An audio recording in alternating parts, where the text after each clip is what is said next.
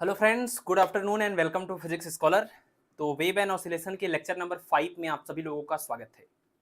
आज की इस क्लास में हम लोग जो टॉपिक कवर करेंगे, इसके बाद हमारा पूरा वेव एंड ऑसिलेशन कंप्लीट हो जाएगा। अगली क्लास इस यूनिट की लास्ट क्लास होगी, जिसमें हम इन सारे टॉपिक के ऊपर और आपके जो 10 PYQs हैं उनको मिला करके उस लेक्चर में क्वेश्चंस को सॉल्व करेंगे। ठीक है। वेव की डिफिनीशन आप सबको पता है कि वेव एक किसी भी मीडियम में प्रोड्यूस एक ऐसा डिस्टरबेंस होता है जो एनर्जी और मोमेंटम को ट्रांसपोर्ट करता है। वेव जब एक जगह से दूसरी जगह जाती है तो वो एनर्जी और मोमेंटम लेकर के जाती है, लेकिन वेव को हमेशा चलने के लिए किसी मीडियम की जरूरत नहीं होती, पहली बात। और दूसरी बात, अगर मीडियम की जरूरत भी है तो मीडियम के जो पार्टिकल्स होते हैं वो प्रोपागेट नहीं करते हैं। मीडियम के पार्टिकल अपनी मीन पोजीशन पर रहते हुए सिर्फ ऑसिलेट करते हैं, टू एंड फ्रो मोशन करते हैं। बट जो वेव होती है वो लगातार आगे बढ़ती जाती है और वो अपने साथ एनर्जी और मोमेंटम को कैरी करती है। तो इंपॉर्टेंट बात यह है कि वेव एक ऐसा डिस्टरबेंस होता है जो मीडियम में आगे बढ़ता है, लेकिन पार्टिकल्स आगे नहीं बढ़ते हैं और वेव अपने साथ एनर्जी और मोमेंटम को कैरी करती है। ठीक है। किसी भी अगर हम मीडियम में बात करें जो वेव मीडियम की मदद से चलती हैं, यानी कि मैकेनिकल वेव की बात करें, तो कोई भी मैकेनिकल वेव किसी मीडियम में प्रोपागेट कर पाएगी, इसके लिए कुछ इंपॉर्टेंट कंडीशन है कि जो आपका मीडियम होना चाहिए उसके अंदर इलास्टिसिटी और इनर्शिया की प्रॉपर्टी होनी चाहिए। ठीक है ना। वेव के प्रोपागेशन के लिए जरूरी है कि जिस मीडियम में आपका वेव प्रोपागेट कर रहा है, अब जो बिना मीडियम के प्रोपागेट कर रहा है उसकी बात ही अलग है। जैसे इलेक्ट्रोमैग्नेटिक वेव की बात करें, उसको तो मीडियम चाहिए ही नहीं। बट हमारा यहां पर पूरा का पूरा फोकस मैकेनिकल वेव के ऊपर चल रहा है। इस बात को आप दिमाग में लेकर के चलिएगा, क्योंकि इलेक्ट्रोमैग्नेटिक वेव को हम लोग आगे पढ़ेंगे। इलेक्ट्रिसिटी एंड मैग्नेटिज्म में पूरा एक अलग चैप्टर होता है, आपको पता है इलेक्ट्रोमैग्नेटिक वेव का, वहां पर हम उनके बारे में बात करेंगे। तो जिस भी मीडियम में आपका मैकेनिकल वेव जा रहा है उस मीडियम में इलास्टिसिटी और इनर्शिया की प्रॉपर्टी होनी चाहिए। कई बार ये सवाल एमसीक्यू में पूछा जाता है, क्या क्या प्रॉपर्टीज होनी चाहिए, तो इलास्टिसिटी और इनर्शिया की प्रॉपर्टी होनी चाहिए। वेव जब आगे बढ़ता है तो वो एनर्जी और मोमेंटम का ट्रांसफर करता है, लेकिन वो मास या मटेरियल का ट्रांसफर नहीं करता है। मास या मटेरियल्स जो है वो अपनी जगह पर ही रहते हैं, वाइब्रेट करते हैं, बट वेव आगे बढ़ती है, यानी एनर्जी और मोमेंटम आगे जाता है। ठीक है।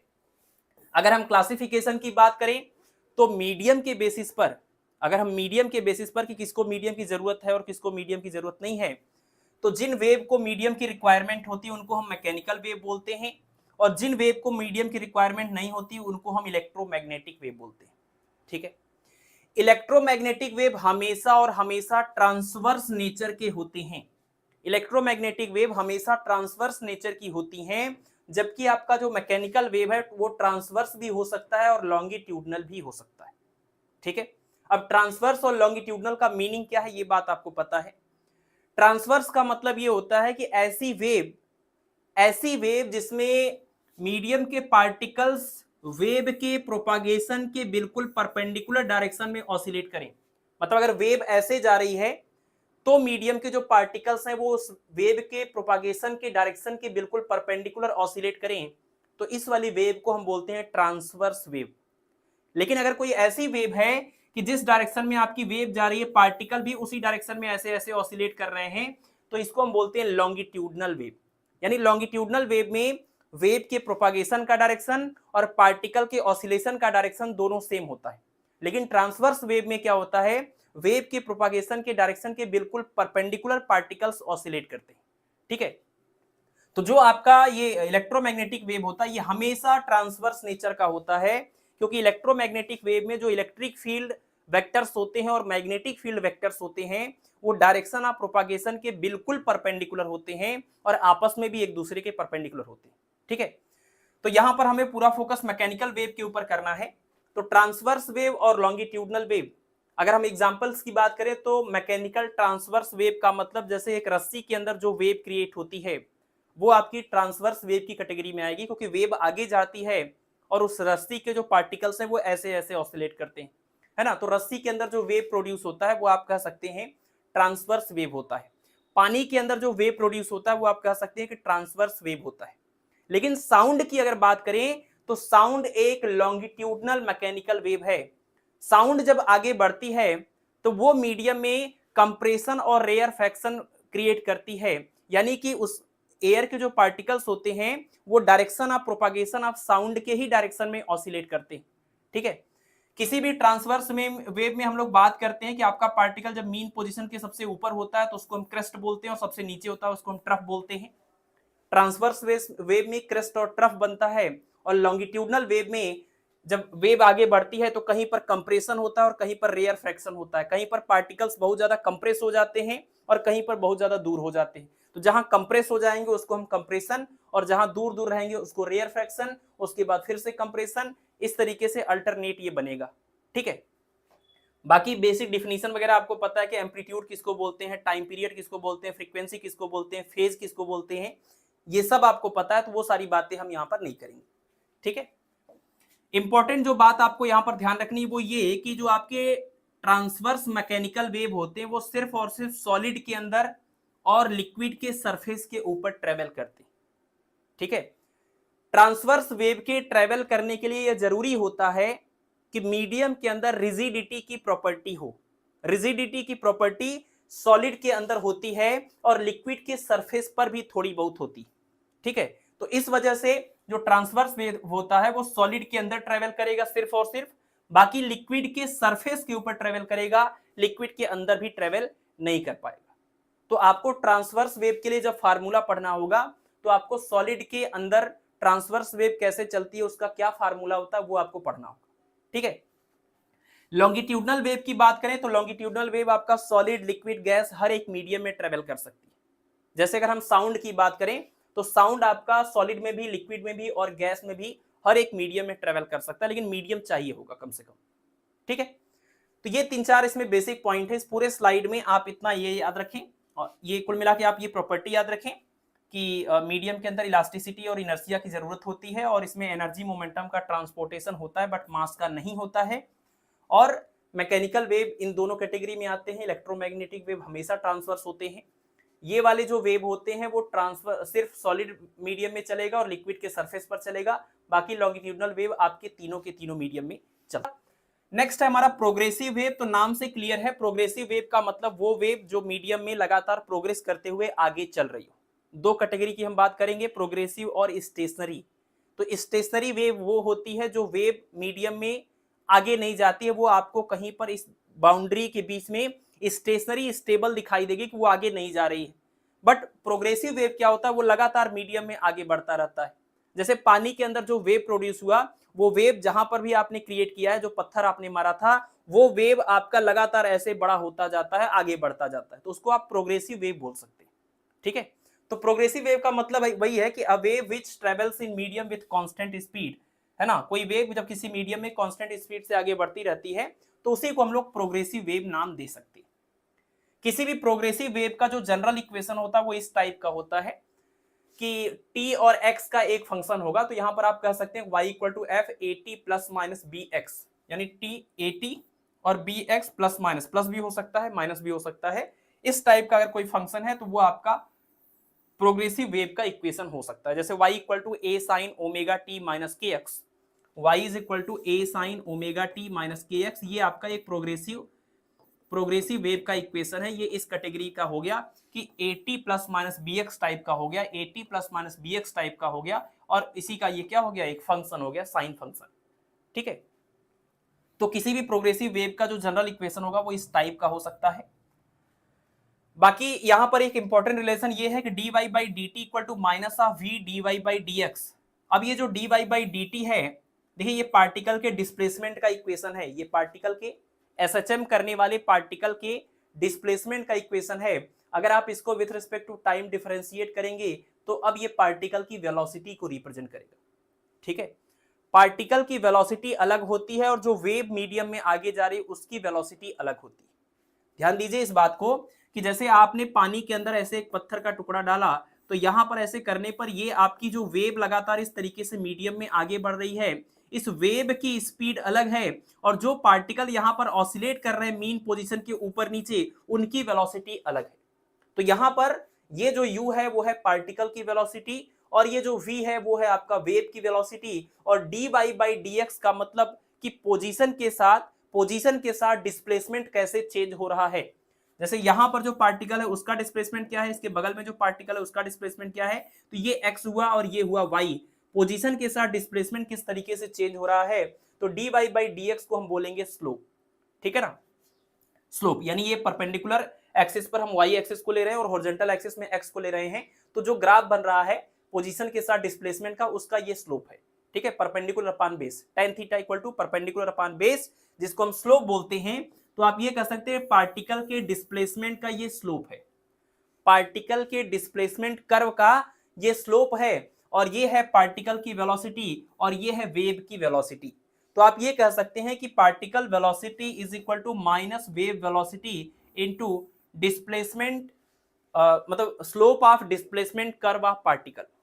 तो ये भी एक रिलेशन है, आप इसको देख सकते हैं, उतना इंपॉर्टेंट नहीं है।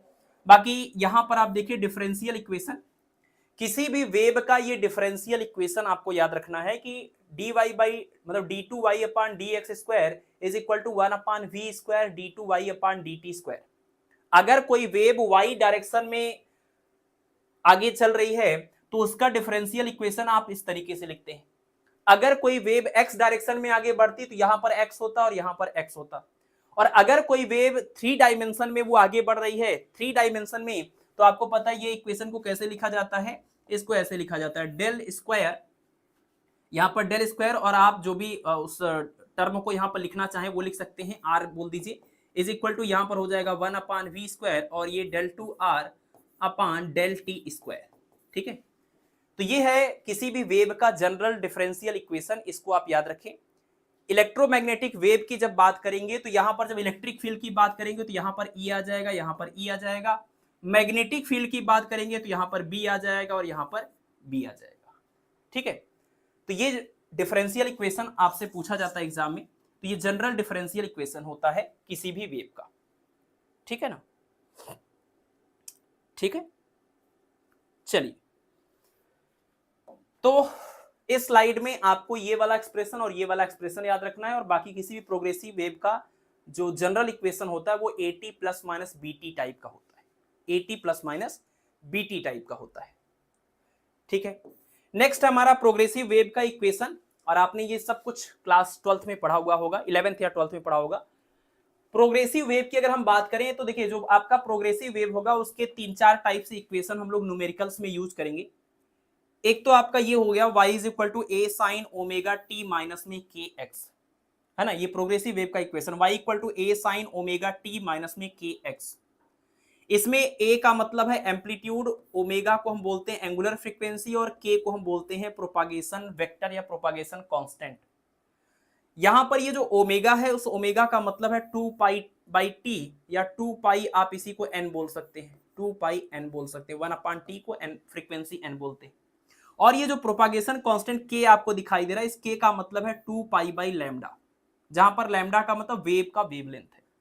तो omega equal to 2 pi by T और k equal to 2 pi by lambda, ये बात आपको याद रखना है, क्योंकि इन दोनों को अगर हम डिवाइड करें, ओमेगा अपान k यहां से कैलकुलेट करें तो ओमेगा अपान k निकल के आता है जिस वेव की हम बात कर रहे हैं उस वेव की वेलोसिटी का एक्सप्रेशन, है ना, v equal to frequency into wavelength होता है। तो अगर हम यहां से इन दोनों चीजों को n और मतलब यहां से अगर हम n की वैल्यू ओमेगा के टर्म में निकाल लें और लैम्डा की वैल्यू निकाल लें यहां से k के टर्म में, तो दोनों की वैल्यू को रखने पर ओमेगा अपान k आता है, यानी ये हो गया वेव की वेलोसिटी का expression. Angular frequency upon propagation constant is equal to speed of the wave. और ये जो formula v is equal to n into lambda is equal to omega upon k, ये हर एक तरह की वेव के लिए अप्लीकेबल होता है, सिर्फ मैकेनिकल वेव के लिए या सिर्फ लॉन्गिट्यूडनल वेव के लिए नहीं।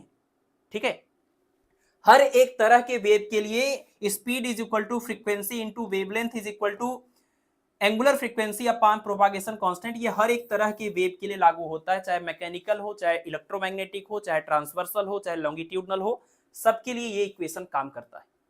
ठीक है, और जैसे ही आप ओमेगा का ये वाला एक्सप्रेशन 2 पाई बाई टी और k equal to 2 pi by lambda, इन दोनों वैल्यूज को आप यहां पर और यहां पर पुट करेंगे तो आप देखिए क्या मिलेगा, y is equal to a, जैसे ही ओमेगा की जगह पर ये रखेंगे आप 2 पाई बाई टी, तो 2 पाई बाई टी और k की जगह पर रखेंगे 2 पाई बाई लैम्डा, दोनों जगह 2 पाई आ रहा था उसी को बाहर निकाल लिया गया, तो बचा यहां पर t अपान में कैपिटल T और x अपान में लैम्डा। जैसे ही आप के ओमेगा की जगह पर 2π/t और k की जगह पर 2π/λ रखेंगे तो 2π दोनों जगह से कॉमन हो जाएगा, तो t के अपान में कैपिटल T और x के अपान में लैम्डा बचेगा। ये आपकी प्रोग्रेसिव वेव का दूसरा इक्वेशन होगी। और यहीं पर आप एक काम और कर सकते हैं, लैम्डा से इसको डिवाइड और मल्टीप्लाई कर देंगे तो ये आपको यहां से मिल जाएगा वेग v, क्योंकि देखिए आप जब लैम्डा से डिवाइड करेंगे और मल्टीप्लाई करेंगे तो यहां पर आपको मिलेगा लैम्डा, और 1 टाइम पीरियड को आप लिखेंगे फ्रीक्वेंसी, और frequency into lambda equal to V होता है, lambda into N equal to होता है वी, तो ये हो जाएगा वी, और माइनस में ये वाले लैम्डा से जो मल्टीप्लाई करेंगे कैंसिल हो जाएगा, आपको मिलेगा क्या, एक्स यहां पर। ठीक है, तो कुल मिलाकर के एक इक्वेशन अगर आपको याद है और ये ओमेगा और के का एक्सप्रेशन याद है तो आप ये वाले और ये वाले इक्वेशन को भी बना सकते हैं, बहुत ज्यादा इसको याद करने की कोई जरूरत नहीं है। ठीक है ना, ठीक है। हाँ, फैन चलाना पड़ेगा, लाइट चली गई है, 1 सेकेंड रुक जाइए।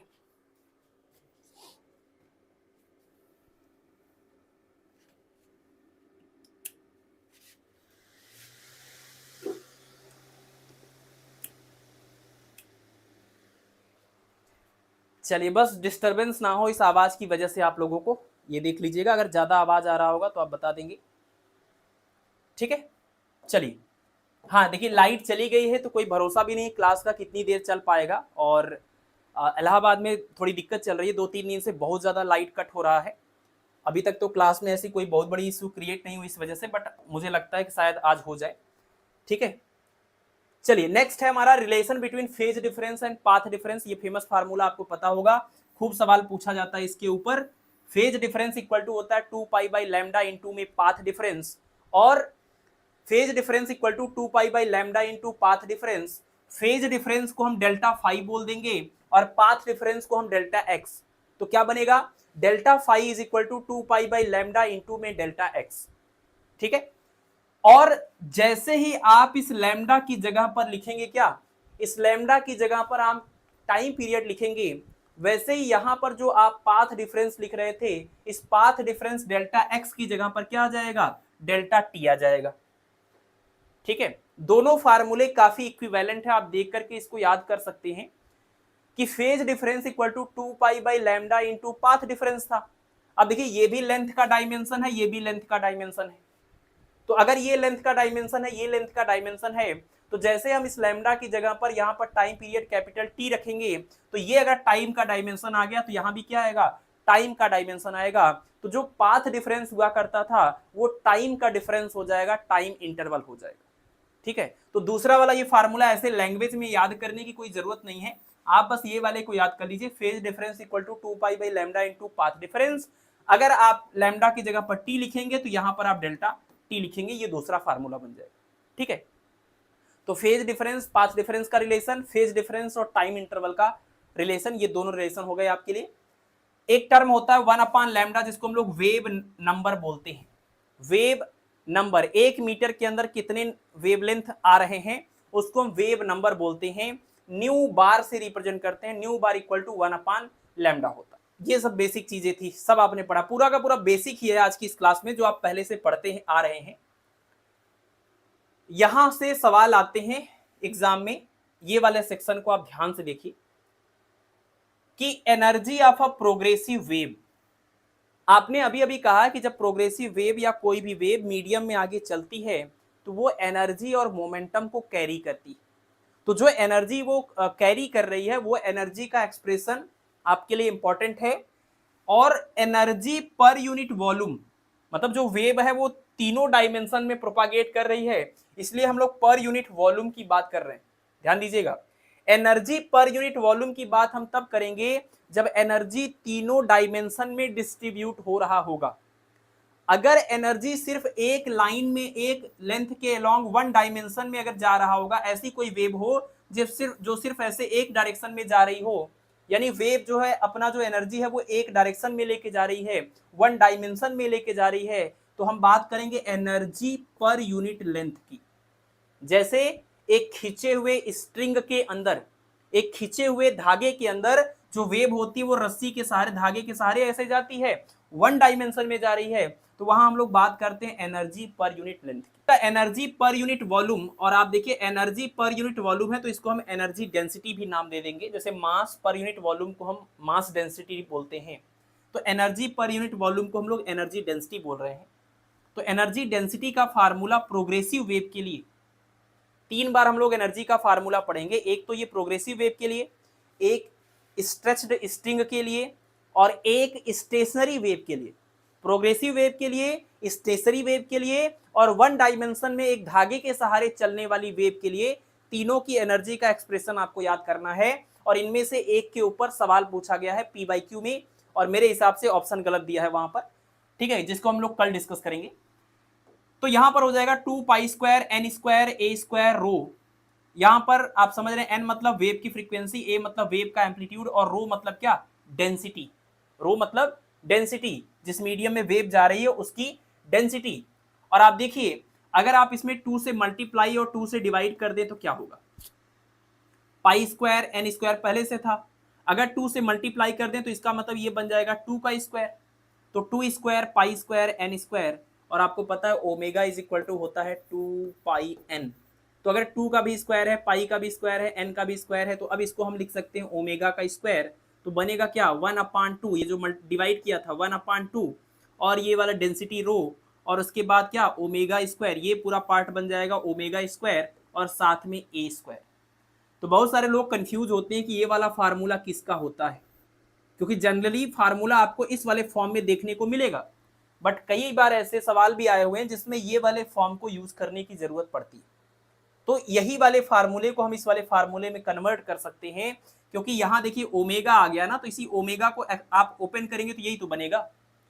तो सिर्फ इसमें 2 से मल्टीप्लाई करना था और 2 से डिवाइड करना था, ये पूरा एक्सप्रेशन बन जाएगा 1/2 रो ओमेगा स्क्वायर और a स्क्वायर। बट आप याद सिर्फ इसको करिए, कन्वर्जन तो आप कभी भी कर लेंगे, ठीक है। तो 2π² n² a² रो, ये हो जाएगी एनर्जी डेंसिटी के लिए एक्सप्रेशन। और अगर आप यहां से इंटेंसिटी निकालना चाहते हैं तो इंटेंसिटी का फार्मूला होता है energy per unit time per unit area. Energy per unit time per unit area को हम इंटेंसिटी बोलते हैं। तो एनर्जी हमें यहां से टोटल एनर्जी निकालनी होगी, ये तो एनर्जी अपान वॉल्यूम हमने निकाला है, तो हमें तो टोटल एनर्जी निकाल करके यहां रखना होगा, तो वॉल्यूम इधर जाके मल्टीप्लाई हो जाएगा, तो क्या बनेगा। अच्छा एक चीज और, मान लीजिए कि यहाँ पर आपका एनर्जी अपान A/T है, उसकी वैल्यू को रखने से पहले आप देखिए हम सीधे E/V की वैल्यू को ही रखेंगे। हम इसमें एक काम कर रहे हैं कि L से मल्टीप्लाई और L से डिवाइड करते हैं। Energy per unit time per unit area यानी कि इंटेंसिटी के इस फार्मूले में हम L से मल्टीप्लाई और L से डिवाइड करते हैं। तो जो L से यहाँ डिवाइड कर रहे हैं वो और ये A, ये दोनों मिलकर के बन जाएगा A/L equal to volume, area of cross section into में length, area cross section into में लेंथ, ये हो जाएगा वॉल्यूम। और आप देखिए यहाँ पर आपका जो L है वो लेंथ है, तो ये आपका बन गया वॉल्यूम, और L/T डिस्प्लेसमेंट अपान टाइम को हम लोग बोलेंगे क्या, इसको हम लोग बोलेंगे वेलोसिटी। तो E/V मतलब एनर्जी पर यूनिट वॉल्यूम बन गया ये, और ये बन गया आपका क्या, वेलोसिटी, वेव की वेलोसिटी। और एनर्जी पर यूनिट वॉल्यूम आपने यहाँ पर लिखा हुआ है, तो 2π² n² a² रो, ये पूरा पार्ट आपका एनर्जी डेंसिटी का हो गया, और इनटू में वेव की वेलोसिटी v आ जाएगी। यानी एनर्जी डेंसिटी से इंटेंसिटी में जाने पर सिर्फ इसी में एक्स्ट्रा हो जाएगा आपका वेव की वेलोसिटी का प्रोडक्ट, ठीक है, सिर्फ इतना चेंज होगा, बाकी ये दोनों एक दूसरे के इक्विवेलेंट है। तो एनर्जी का ये फार्मूला आपको ध्यान रखना है, ठीक है ना। हाँ, एनर्जी का ये फार्मूला आपको ध्यान रखना है। नेक्स्ट है हमारा speed of transverse wave. Transverse wave सिर्फ और सिर्फ सॉलिड में ट्रेवल कर सकती है और एक आपका लिक्विड के सरफेस के ऊपर।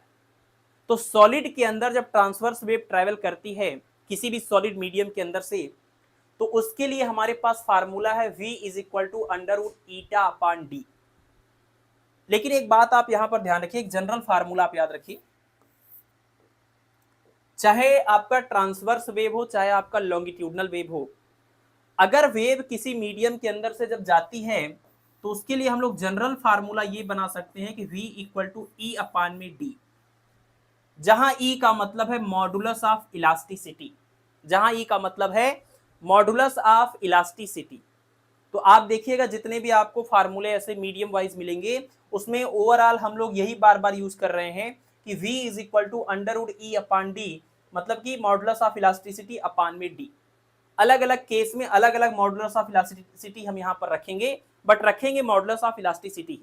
आपने 3 तरह के मॉडुलस ऑफ इलास्टिसिटी पढ़े हुए हैं, यंग मॉडुलस, बल्क मॉडुलस और मॉडुलस ऑफ रिजिडिटी। वैसे तो आपके सिलेबस में डायरेक्टली वो टॉपिक नहीं है, लेकिन अगर आप पढ़ना चाहें, आपने बेसिक पढ़ा भी होगा, और अगर आप पढ़ना चाहें तो मैकेनिक्स का जो मास्टर बैच 1.0 है उसमें इलास्टिसिटी और इलास्टिक कांस्टेंट का एक लेक्चर है, आप उसको देख लीजिएगा बेसिक के लिए, ठीक है।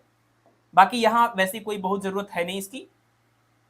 तो जब हम ट्रांसवर्स वेव की बात कर रहे हैं सॉलिड मीडियम के अंदर, तो देखिए आप जहां पर ये आपका मॉडुलस ऑफ इलास्टिसिटी था, वहां पर हम कौन सा मॉडुलस ऑफ इलास्टिसिटी यूज कर रहे हैं, हम यहां पर मॉडुलस ऑफ रिजिडिटी जो थर्ड वाला होता है उसको यूज करेंगे। तो ये फार्मूला एक्चुअली इसी जनरल फार्मूला का एक केस हुआ है ना।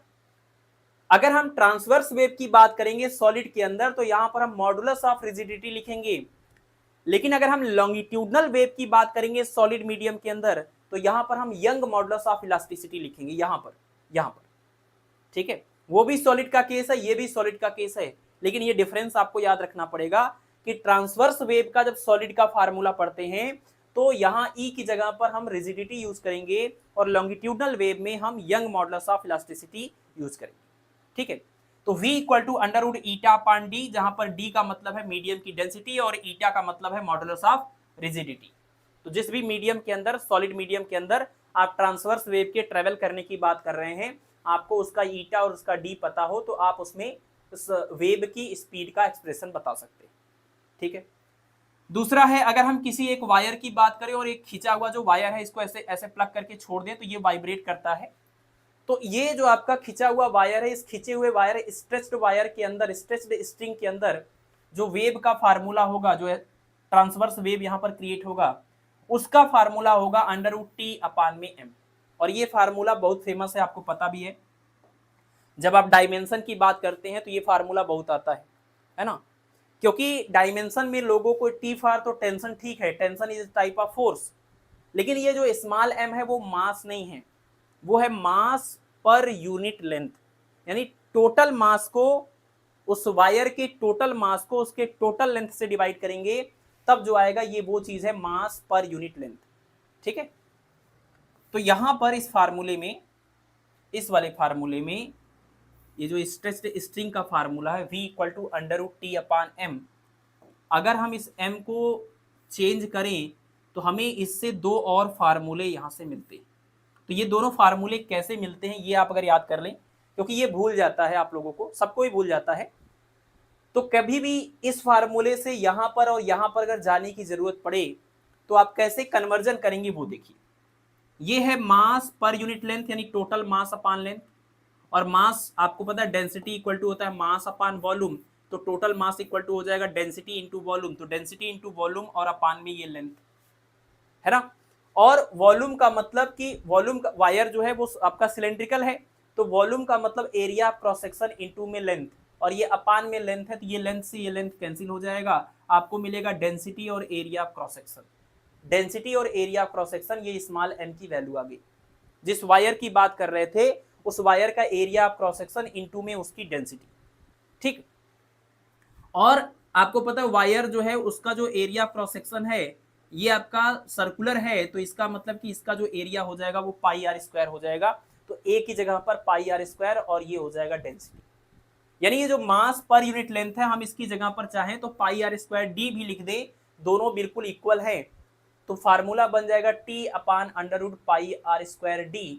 और ये फार्मूला आपको याद रखना है, आगे आपको दिखाएंगे। यहाँ से रेडियस का लॉ बनता है और यहाँ पर डेंसिटी का भी लॉ बनता है, ठीक है। तो V equal to √T/m, V equal to √T/πr²d। और देखिए ये टेंशन फोर्स और ये अपान में एरिया क्रॉस सेक्शन है, और आपको पता है फोर्स अपान एरिया को हम लोग स्ट्रेस बोलते हैं। टेंशन फोर्स अपान में एरिया क्रॉस सेक्शन है, इसको हम लोग स्ट्रेस बोलते हैं। तो ये बन जाएगा आपका स्ट्रेस और अपान में D फॉर डेंसिटी, ठीक है। तो फोर्स अपान एरिया ये आपका स्ट्रेस हुआ और ये आपकी डेंसिटी हो गई। तो कुल मिलाकर के ये फार्मूला बन गया v equal to under root T upon M is equal to under root T upon pi R square D is equal to stress upon density, ये तीनों फार्मूले इक्विवेलेंट है। ठीक है, और ये दोनों ना याद रहे तो आप कम से कम ये वाली लाइन को देख लीजिए, यहां से आप कभी भी कन्वर्जन करके इन दोनों फार्मूले को निकाल सकते हैं। ठीक है ना, चलिए तो यहां पर इस वाली स्लाइड में आपके लिए एनर्जी का ये एक्सप्रेशन ज्यादा इंपॉर्टेंट है, ये सब भी आपने पहले पढ़ रखा होगा, और इन सब में से ये फार्मूला ज्यादा फेमस है और फ्रीक्वेंटली आपको प्रॉब्लम्स में, न्यूमेरिकल्स में ये आपको देखने को मिलता है। ठीक है, तो ये दोनों चीजें आपके लिए स्पेशल है। नेक्स्ट अब हम लोग बात कर लेते हैं लॉन्गिट्यूडनल वेव की। लॉन्गिट्यूडनल वेव जब चलता है तो आपको पता है लॉन्गिट्यूडनल वेव सॉलिड में, लिक्विड में, गैस में, तीनों मीडियम में प्रोपागेट कर सकता है। ट्रांसवर्स वेव सिर्फ और सिर्फ सॉलिड में और लिक्विड के सरफेस के ऊपर ट्रेवल करेगा, but longitudinal wave solid, liquid और गैस तीनों में ट्रेवल कर सकता है। तो अगर हम लॉन्गिट्यूडनल वेव में साउंड का एग्जांपल लेकर चलें तो इसका मतलब साउंड जो है वो सॉलिड में भी ट्रेवल करता है, लिक्विड में भी ट्रेवल करता है और गैस में भी ट्रेवल करता है। ठीक है, यहां से एक स्पेशल बात आपको ये देखने को मिलेगी इस पूरे डिस्कशन के बाद। जैसे हम लोग बात करते हैं कि लाइट की अगर बात करें, लाइट जो कि एक इलेक्ट्रोमैग्नेटिक वेव है, लाइट जो कि एक इलेक्ट्रोमैग्नेटिक वेव है, आपको पता है किसी भी मीडियम में लाइट की, किसी भी मीडियम का मतलब क्या, ट्रांसपेरेंट मीडियम में ही चलेगी ये लाइट जो है वो तो ट्रांसपेरेंट मीडियम में ही चलेगी, किसी भी मीडियम में तो चल नहीं सकती। तो किसी भी ट्रांसपेरेंट मीडियम में, चाहे वो लिक्विड के फॉर्म में हो, चाहे वो आपके सॉलिड के फॉर्म में हो या फिर गैसियस स्टेट में हो, लेकिन अगर ट्रांसपेरेंट मीडियम है तो ट्रांसपेरेंट मीडियम में आपको पता है लाइट की स्पीड या इलेक्ट्रोमैग्नेटिक वेव की speed v is equal to होता है c अपान में n कहिए या म्यू कहिए। तो ये फार्मूला होता है लाइट की स्पीड के लिए, जहां n क्या है, n है मीडियम का रिफ्रैक्टिव इंडेक्स, n है मीडियम का रिफ्रैक्टिव इंडेक्स। तो अगर हम आपसे पूछें कि मान लीजिए एग्जांपल लिया जाए, अगर आप एग्जांपल ले लीजिए डायमंड का, उसके बाद आप नहीं ऐसे कर लीजिए, आप एग्जांपल ले लीजिए ग्लास का, आप एग्जांपल ले लीजिए वाटर का, आप एग्जांपल ले लीजिए एयर का, एयर कर लीजिए या फिर वैक्यूम कर लीजिए। ठीक है, तो अगर हम आपसे पूछें कि इलेक्ट्रोमैग्नेटिक वेव या लाइट की स्पीड इन तीनों मीडियम में सबसे ज्यादा कहां पर होती है, आपको पता है एयर या वैक्यूम में इसकी स्पीड सबसे ज्यादा होगी c के इक्वल। लेकिन जैसे हम वाटर के अंदर आएंगे, वाटर का रिफ्रैक्टिव इंडेक्स एयर या वैक्यूम के रिस्पेक्ट में ज्यादा हुआ है ना, और जैसे ही वाटर का रिफ्रैक्टिव इंडेक्स 1 से ज्यादा हुआ, 1.33 हुआ, तो जैसे ही आप यहां पर 1.3 से डिवाइड करेंगे तो ये वैल्यू आपकी 3 से घट जाएगी। और जैसे ही आप ग्लास की बात करेंगे तो ग्लास का रिफ्रैक्टिव इंडेक्स तो वाटर से भी ज्यादा होता है, 1.5 या 1.52 की बात करते हैं। तो इसका मतलब कि आप देखिए इसका रिफ्रैक्टिव इंडेक्स कम था, इसका रिफ्रैक्टिव इंडेक्स थोड़ा ज्यादा था, इसका रिफ्रैक्टिव इंडेक्स और ज्यादा था। तो हम कह सकते हैं कि जैसे जैसे मीडियम का रिफ्रैक्टिव इंडेक्स बढ़ेगा वैसे वैसे लाइट की स्पीड उस मीडियम के अंदर घटती जाएगी। तो यहां से हम एक कंक्लूजन दिमाग में बना लेते हैं कि मीडियम जैसे जैसे डेंस होता जा रहा है, जबकि ये बात सच नहीं है लेकिन फिर भी मीडियम जैसे जैसे डेंस होता जा रहा है वैसे वैसे लाइट की स्पीड कम होती जा रही है, क्योंकि डेंसिटी ज्यादा होने से एक तरह से ऑब्जेक्शन ज्यादा हो रहा है। मीडियम जब आपका रेयरर था तो उसमें आसानी से लाइट पास हो रही थी, थोड़ा डेंसर हुआ तो मुश्किल होने लगा, और डेंसर हुआ तो और मुश्किल होने लगा। इस वजह से लाइट की स्पीड लगातार डेंसिटी के साथ घट रही है, लेकिन डेंसिटी के साथ नहीं घट रही है, एक्चुअली रिफ्रैक्टिव इंडेक्स के साथ घट रही है। ठीक है, ये बात आप सबको पता होगी। लेकिन अगर हम साउंड की बात करें तो साउंड में आप ध्यान दीजिए कि साउंड के केस में जब हम बात करेंगे तो हमने आपको बताया कि जब हम मैकेनिकल वेव की बात करते हैं तो मैकेनिकल वेव की स्पीड v इक्वल टू ये अंडरवुड मीडियम की इलास्टिसिटी और अपान में डेंसिटी। और अगर हम इलास्टिसिटी की बात करें तो इलास्टिसिटी सॉलिड मीडियम का ज्यादा होता है लिक्विड मीडियम से, और ज्यादा होता है इसका गैस मीडियम से, है ना। सॉलिड मीडियम की जो मॉडुलस ऑफ इलास्टिसिटी होगी और लिक्विड की जो मॉडुलस ऑफ इलास्टिसिटी होगी, गैस की जो मॉडुलस ऑफ इलास्टिसिटी होगी, जब आप इनके न्यूमेरिकल वैल्यूज की बात करेंगे तो सॉलिड की इलास्टिसिटी ज्यादा होती है। आपको पता है, बड़ी नॉर्मल सी बात है। लिक्विड के अंदर इलास्टिसिटी की प्रॉपर्टी इसके रिस्पेक्ट में कम होता है और गैस के अंदर सबसे कम होता है। तो मीडियम की इलास्टिसिटी इधर से इधर बढ़ रही है और मीडियम की अगर इलास्टिसिटी बढ़ेगी तो आपको यहां से पता चल रहा है कि मैकेनिकल वेव की स्पीड भी बढ़ेगी। यानी साउंड की स्पीड सबसे ज्यादा सॉलिड में, उससे कम लिक्विड में और सबसे कम गैस में। और ये रिजल्ट आप यहां से अगर कंपेयर करें तो आपको थोड़ा उल्टा दिख रहा होगा, लेकिन यही सच्चाई है कि साउंड की स्पीड डेंसर मीडियम में, सॉलिड में सबसे ज्यादा होती है, लिक्विड में उससे कम और गैस में सबसे कम। एक एग्जांपल आपको बताते हैं, आपने पढ़ा है आयरन की अगर बात करें तो लगभग कुछ 5000 मीटर पर सेकंड के आसपास साउंड की स्पीड होती है आयरन के अंदर, जो कि सॉलिड है। अगर वाटर के अंदर बात करें तो ये लगभग कुछ 1450 या 1500 के आसपास मीटर पर सेकंड स्पीड होती है। और अगर हम एयर के अंदर बात करें तो ये आपको पता है 332 मीटर पर सेकंड के आसपास ये वैल्यू होती है। आप देख लीजिए कितना ज्यादा डिफरेंस है कि ये 300 मीटर पर सेकंड है और ये 1400 मीटर पर सेकंड है और ये 5000 मीटर पर सेकंड है। जैसे जैसे मीडियम की डेंसिटी बढ़ रही है वैसे वैसे साउंड की स्पीड बढ़ रही है, और यहाँ जैसे जैसे मीडियम की डेंसिटी बढ़ रही है वैसे वैसे लाइट की स्पीड घट रही है। लेकिन ध्यान रहे कि लाइट की स्पीड का डेंसिटी से मतलब नहीं था, मटेरियल वाली डेंसिटी से मतलब नहीं था, ऑप्टिकल डेंसिटी से मतलब था, और जिसको हम रिफ्रैक्टिव इंडेक्स बोलते हैं। ठीक है, तो ये आप दिमाग में अपने फिट कर लीजिए कि अच्छा ये यूपी टेट में पूछा था, हाँ हो सकता है।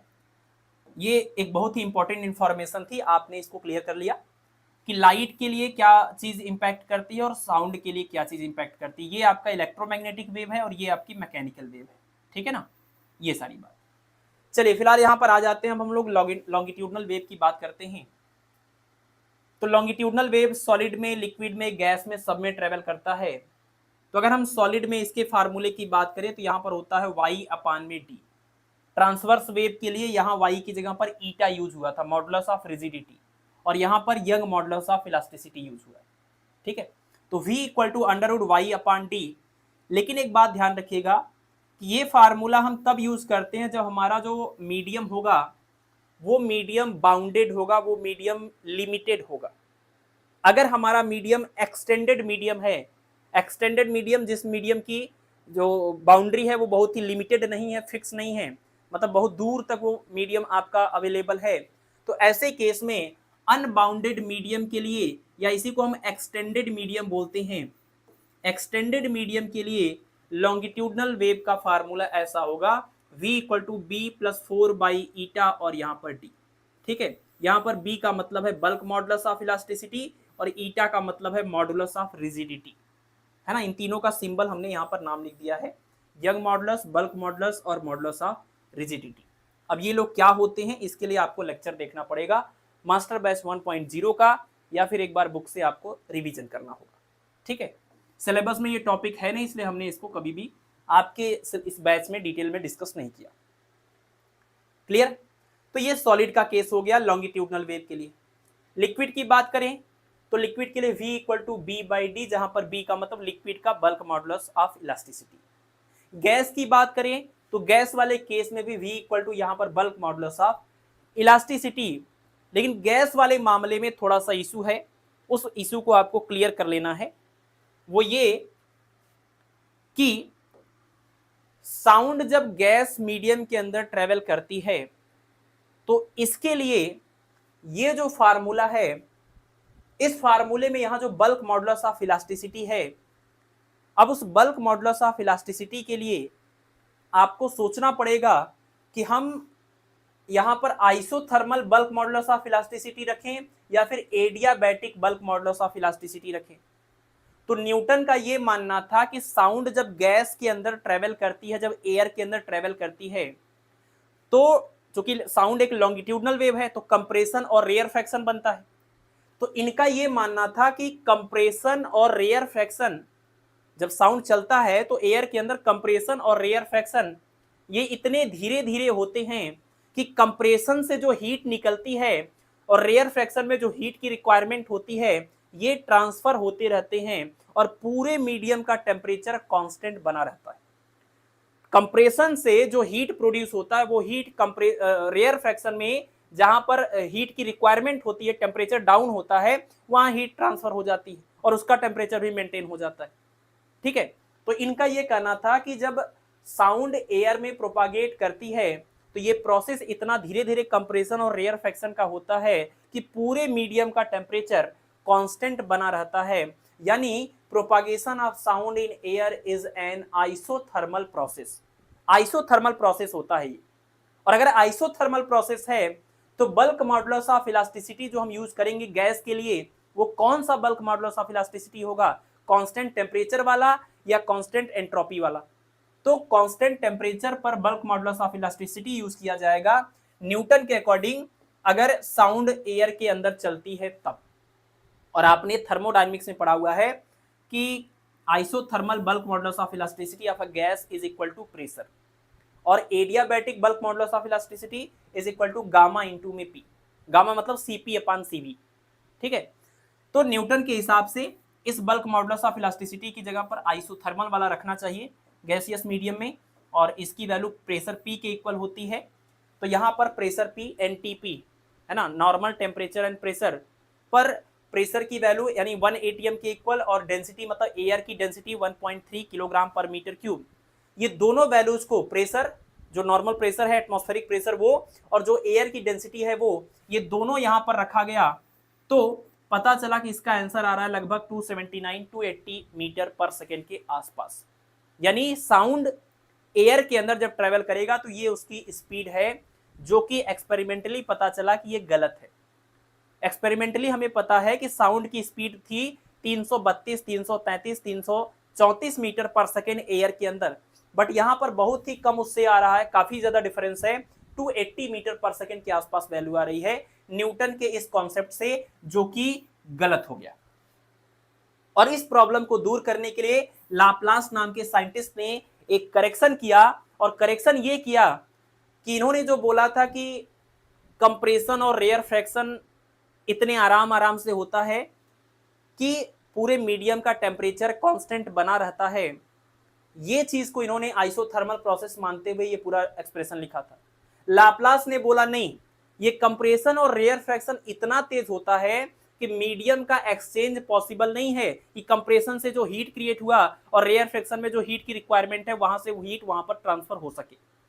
इस वजह से पूरे मीडियम का टेम्परेचर अलग अलग होगा, जहां कंप्रेशन होगा वहां टेम्परेचर हाई रहेगा, जहां रेयर फ्रैक्शन होगा वहां टेम्परेचर लो रहेगा, और यहां पर टेम्परेचर कांस्टेंट नहीं रहेगा, बल्कि हीट का ट्रांसफर पॉसिबल नहीं है। तो इसलिए इस प्रोसेस को इन्होंने बोला एडियाबैटिक प्रोसेस होगा। आपको पता है जो प्रोसेस तेजी से होता है एडियाबैटिक प्रोसेस होता है।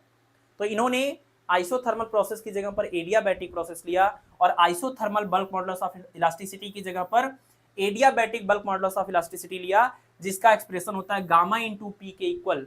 यानी जहां इसकी जगह पर सिर्फ ये पी लिख रहे थे, इन्होंने कहा नहीं गामा इंटू पी लिखिए, और गामा की वैल्यू आपको पता ही है, gamma is equal to 1 + 2 upon degree of freedom.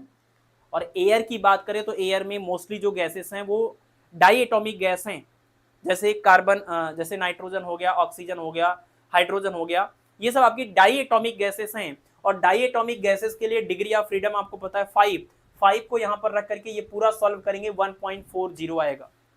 तो एयर के लिए गामा की वैल्यू 1.40 या 1.41, ये वाली वैल्यू को यहां पर रखा जाएगा। यहां पर आपका प्रेशर जो इन्होंने रखा था वही रखा जाएगा, डेंसिटी जो इन्होंने रखा था वही रखा जाएगा, लेकिन सिर्फ यहां पर रूट के अंदर 1.41 और एक्स्ट्रा आ गया। और अब ये पूरा मल्टीप्लाई करेंगे तो जितना एक्सपेरिमेंटली स्पीड ऑफ साउंड आता है 331 332 मीटर पर सेकेंड, उतना ही निकल के आया, जो कि बिल्कुल सही भी। ठीक है, इस चीज को हम लोग लाप्लास करेक्शन बोलते हैं, और एग्जाम के पॉइंट ऑफ व्यू से काफी फेमस है। वैल्यूज वगैरह नहीं, सिर्फ ये वाली बात कि इनके हिसाब से आइसोथर्मल था और इनके हिसाब से इन्होंने क्या किया, एडियाबैटिक कर दिया। यही वाली बात आपसे एग्जाम में पूछी जाती है। ठीक है, इसी को हम लोग लाप्लास करेक्शन बोलते हैं। न्यूटन ने गलत किया था, लाप्लास ने उसको करेक्ट कर दिया। इन्होंने आइसोथर्मल बोला था, इन्होंने इसको एडियाबैटिक बोल दिया। इन्होंने बल्क मॉडुलस की जगह पर isothermal bulk modulus of elasticity P लिया था, और इन्होंने उसकी जगह पर adiabatic bulk modulus of elasticity gamma into P रख दिया, और इसका आंसर सही आ गया। ठीक है, तो इलास्टिसिटी वाली बात हम कर रहे थे, जो पीछे हमने आपसे कहा कि सॉलिड मीडियम के अंदर इलास्टिसिटी की प्रॉपर्टी लिक्विड से ज्यादा और इसके अंदर गैस से ज्यादा।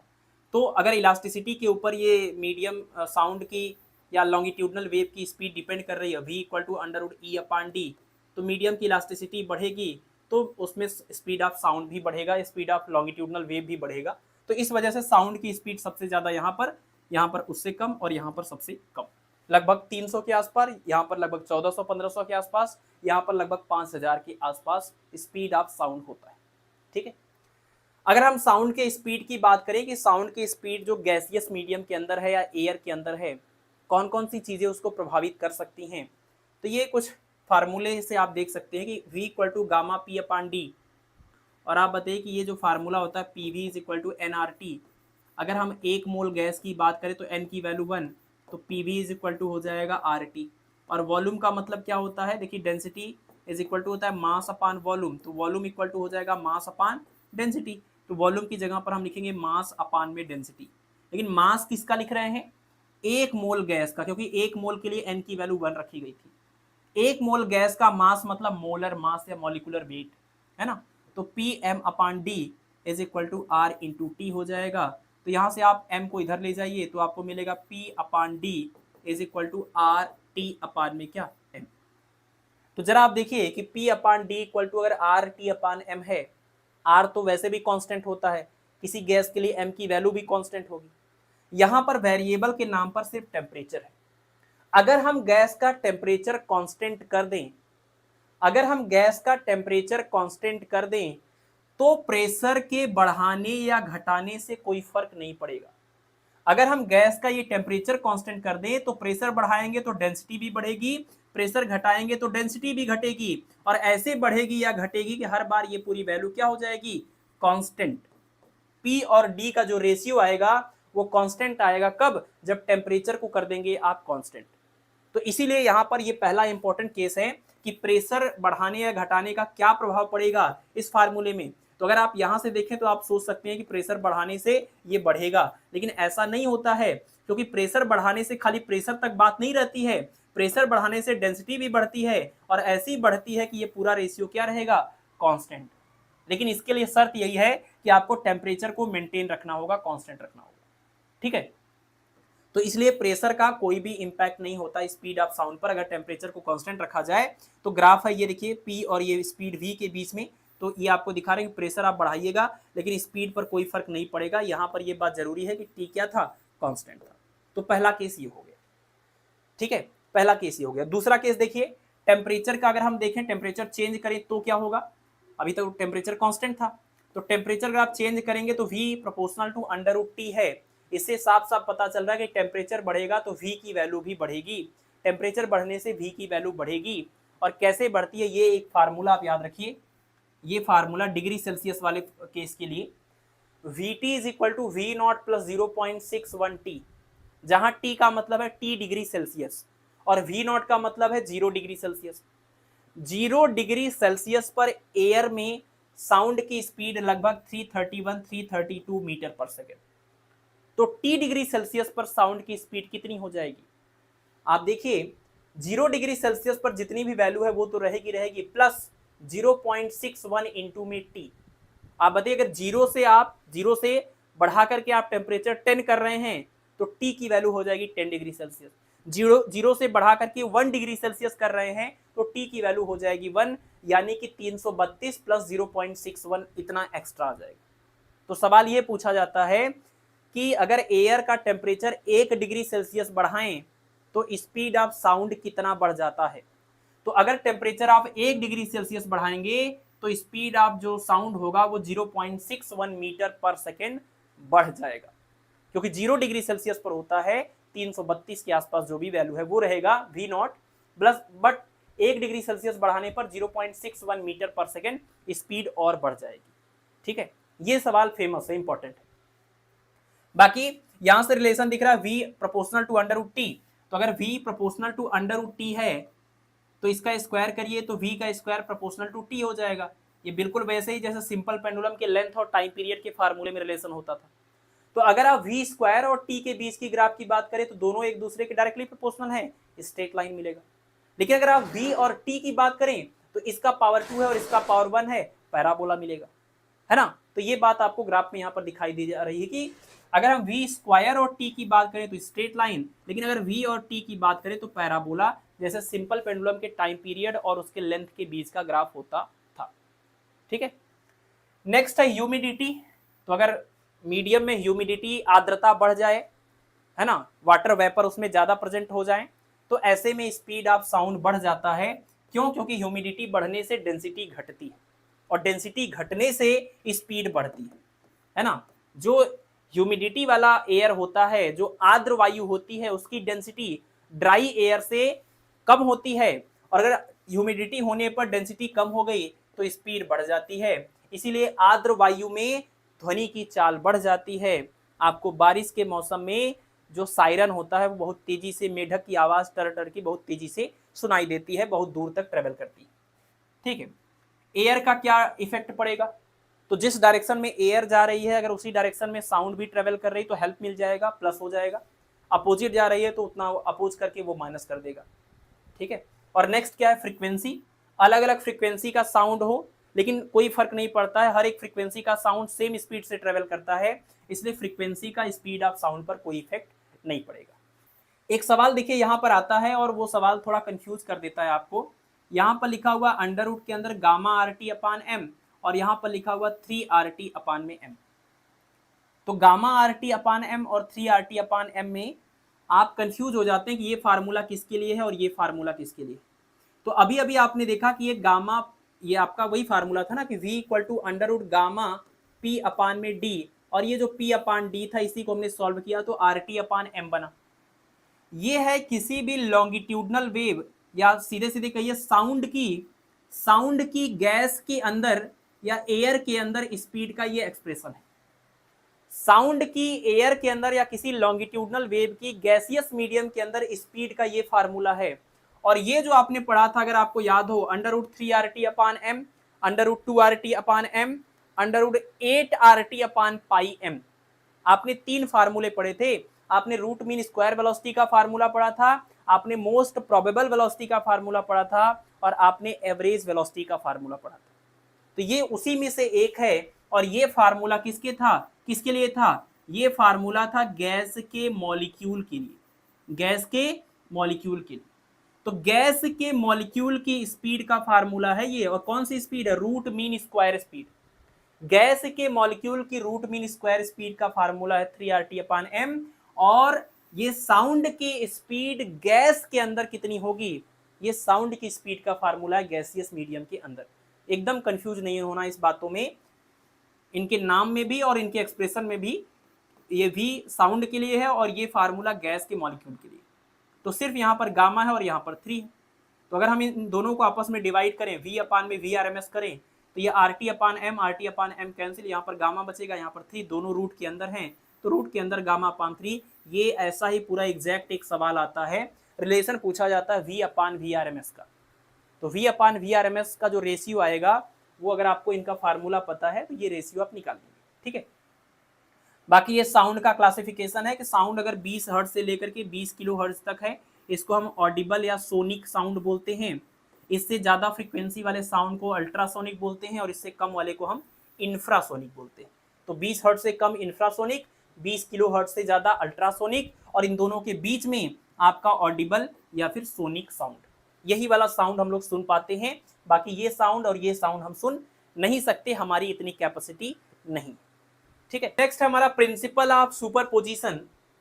प्रिंसिपल ऑफ सुपरपोजिशन सिर्फ यही बोल रहा है कि अगर मान लीजिए किसी मीडियम में एक कोई वेव जा रही है और उस वेव की वजह से किसी पार्टिकल का डिस्प्लेसमेंट ये हो रहा है, और एक दूसरी वेव आ रही है, उस दूसरे वेव की वजह से पार्टिकल का डिस्प्लेसमेंट ये हो रहा है, तो अगर दोनों वेव एक साथ आए तो पार्टिकल का डिस्प्लेसमेंट कितना होगा?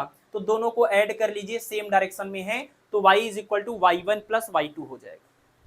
अगर दो अलग अलग वेव की वजह से पार्टिकल का डिस्प्लेसमेंट, एक वेव की वजह से ये डिस्प्लेसमेंट हो रहा था, दूसरे वेव की वजह से ये डिस्प्लेसमेंट हो रहा था, और दोनों सेम डायरेक्शन में हो रहा था, तो टोटल डिस्प्लेसमेंट हो जाएगा, नेट डिस्प्लेसमेंट हो जाएगा y equal to y1 plus y2 के। अगर एक वेव की वजह से ये डिस्प्लेसमेंट हो रहा था, दूसरे वेव की वजह से ये डिस्प्लेसमेंट हो रहा था, तो जब दोनों वेव एक साथ आएंगी तो कितना डिस्प्लेसमेंट होगा? इन दोनों का रिजल्टेंट आप निकालेंगे y1 माइनस y2। कहने का मतलब कि अगर दोनों सेम डायरेक्शन में है तो ऐड करेंगे, दोनों अपोजिट डायरेक्शन में है तो सब्ट्रैक्ट करेंगे। इसका मतलब कि अगर दो या दो से ज्यादा वेव एक साथ किसी पार्टिकल पर इंसिडेंट हो तो उस पार्टिकल का जो नेट डिस्प्लेसमेंट होगा, रिजल्टेंट डिस्प्लेसमेंट होगा, वो उन सभी इंडिविजुअल डिस्प्लेसमेंट के वेक्टर सम के इक्वल होगा। वेक्टर सम का मतलब यहां पर ये हुआ कि अगर इनके डायरेक्शन जोड़ने लायक होंगे तो ये सब प्लस हो जाएंगे इस तरीके से, अगर ये घटाने लायक होंगे, अपोजिट होंगे, तो ये आपस में माइनस भी हो जाएंगे। ठीक है, तो ये बात आपको बोलता है, इसको बोलते हैं प्रिंसिपल ऑफ सुपरपोजिशन, कि अलग अलग वेव की वजह से अगर पार्टिकल में ये डिस्प्लेसमेंट, ये डिस्प्लेसमेंट, ये डिस्प्लेसमेंट होता है तो उन सारे वेव की वजह से रिजल्टेंट डिस्प्लेसमेंट कितना होगा, इन सब के वेक्टर सम के इक्वल। ठीक है, इसको हम बोलते हैं प्रिंसिपल ऑफ सुपरपोजिशन। और इसी सुपरपोजिशन प्रिंसिपल की वजह से ही बहुत सारी वेव के सुपरपोजिशन से ही जो फेनोमेनन कुछ होती हैं, जैसे इंटरफेरेंस नाम की फेनोमेना आपने पढ़ा है लाइट के अंदर, इसके अलावा स्टेशनरी वेव आप अभी आगे पढ़ेंगे, इसके अलावा बीट्स आप अभी आगे पढ़ेंगे। तो ये जो आपका स्टेशनरी वेव है, ये जो आपका बीट्स है, ये जो आपका इंटरफेरेंस है, ये सुपरपोजिशन ऑफ वेव की वजह से होता है। दो या दो से ज्यादा वेव जब आपस में सुपर इम्पोज करती हैं तो जैसी उनकी कंडीशन होंगी उनके अकॉर्डिंग ये सारी फेनोमेना देखने को मिलती है। ठीक है कि नहीं, क्लियर।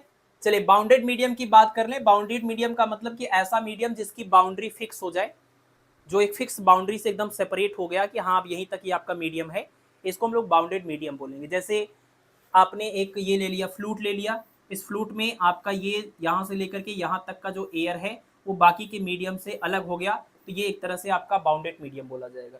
जैसे आपने एक धागा ले लिया, इसको यहाँ पर बांध दिया, तो इसका मतलब ये आपका बाउंडेड मीडियम हो गया। तो बाउंडेड मीडियम इस तरीके के होते हैं। दो कैटेगरी होती है। यहाँ वाला जो बाउंडेड मीडियम है इसको हम लोग बोलते हैं, जहां पर कुछ ऐसा फिक्स आपको वैसा दिख नहीं रहा है, इसको हम बोलते हैं फ्री या ओपन बाउंडेड मीडियम, और इस वाले को हम लोग बोलते हैं क्लोज्ड या रिजिड बाउंडेड मीडियम।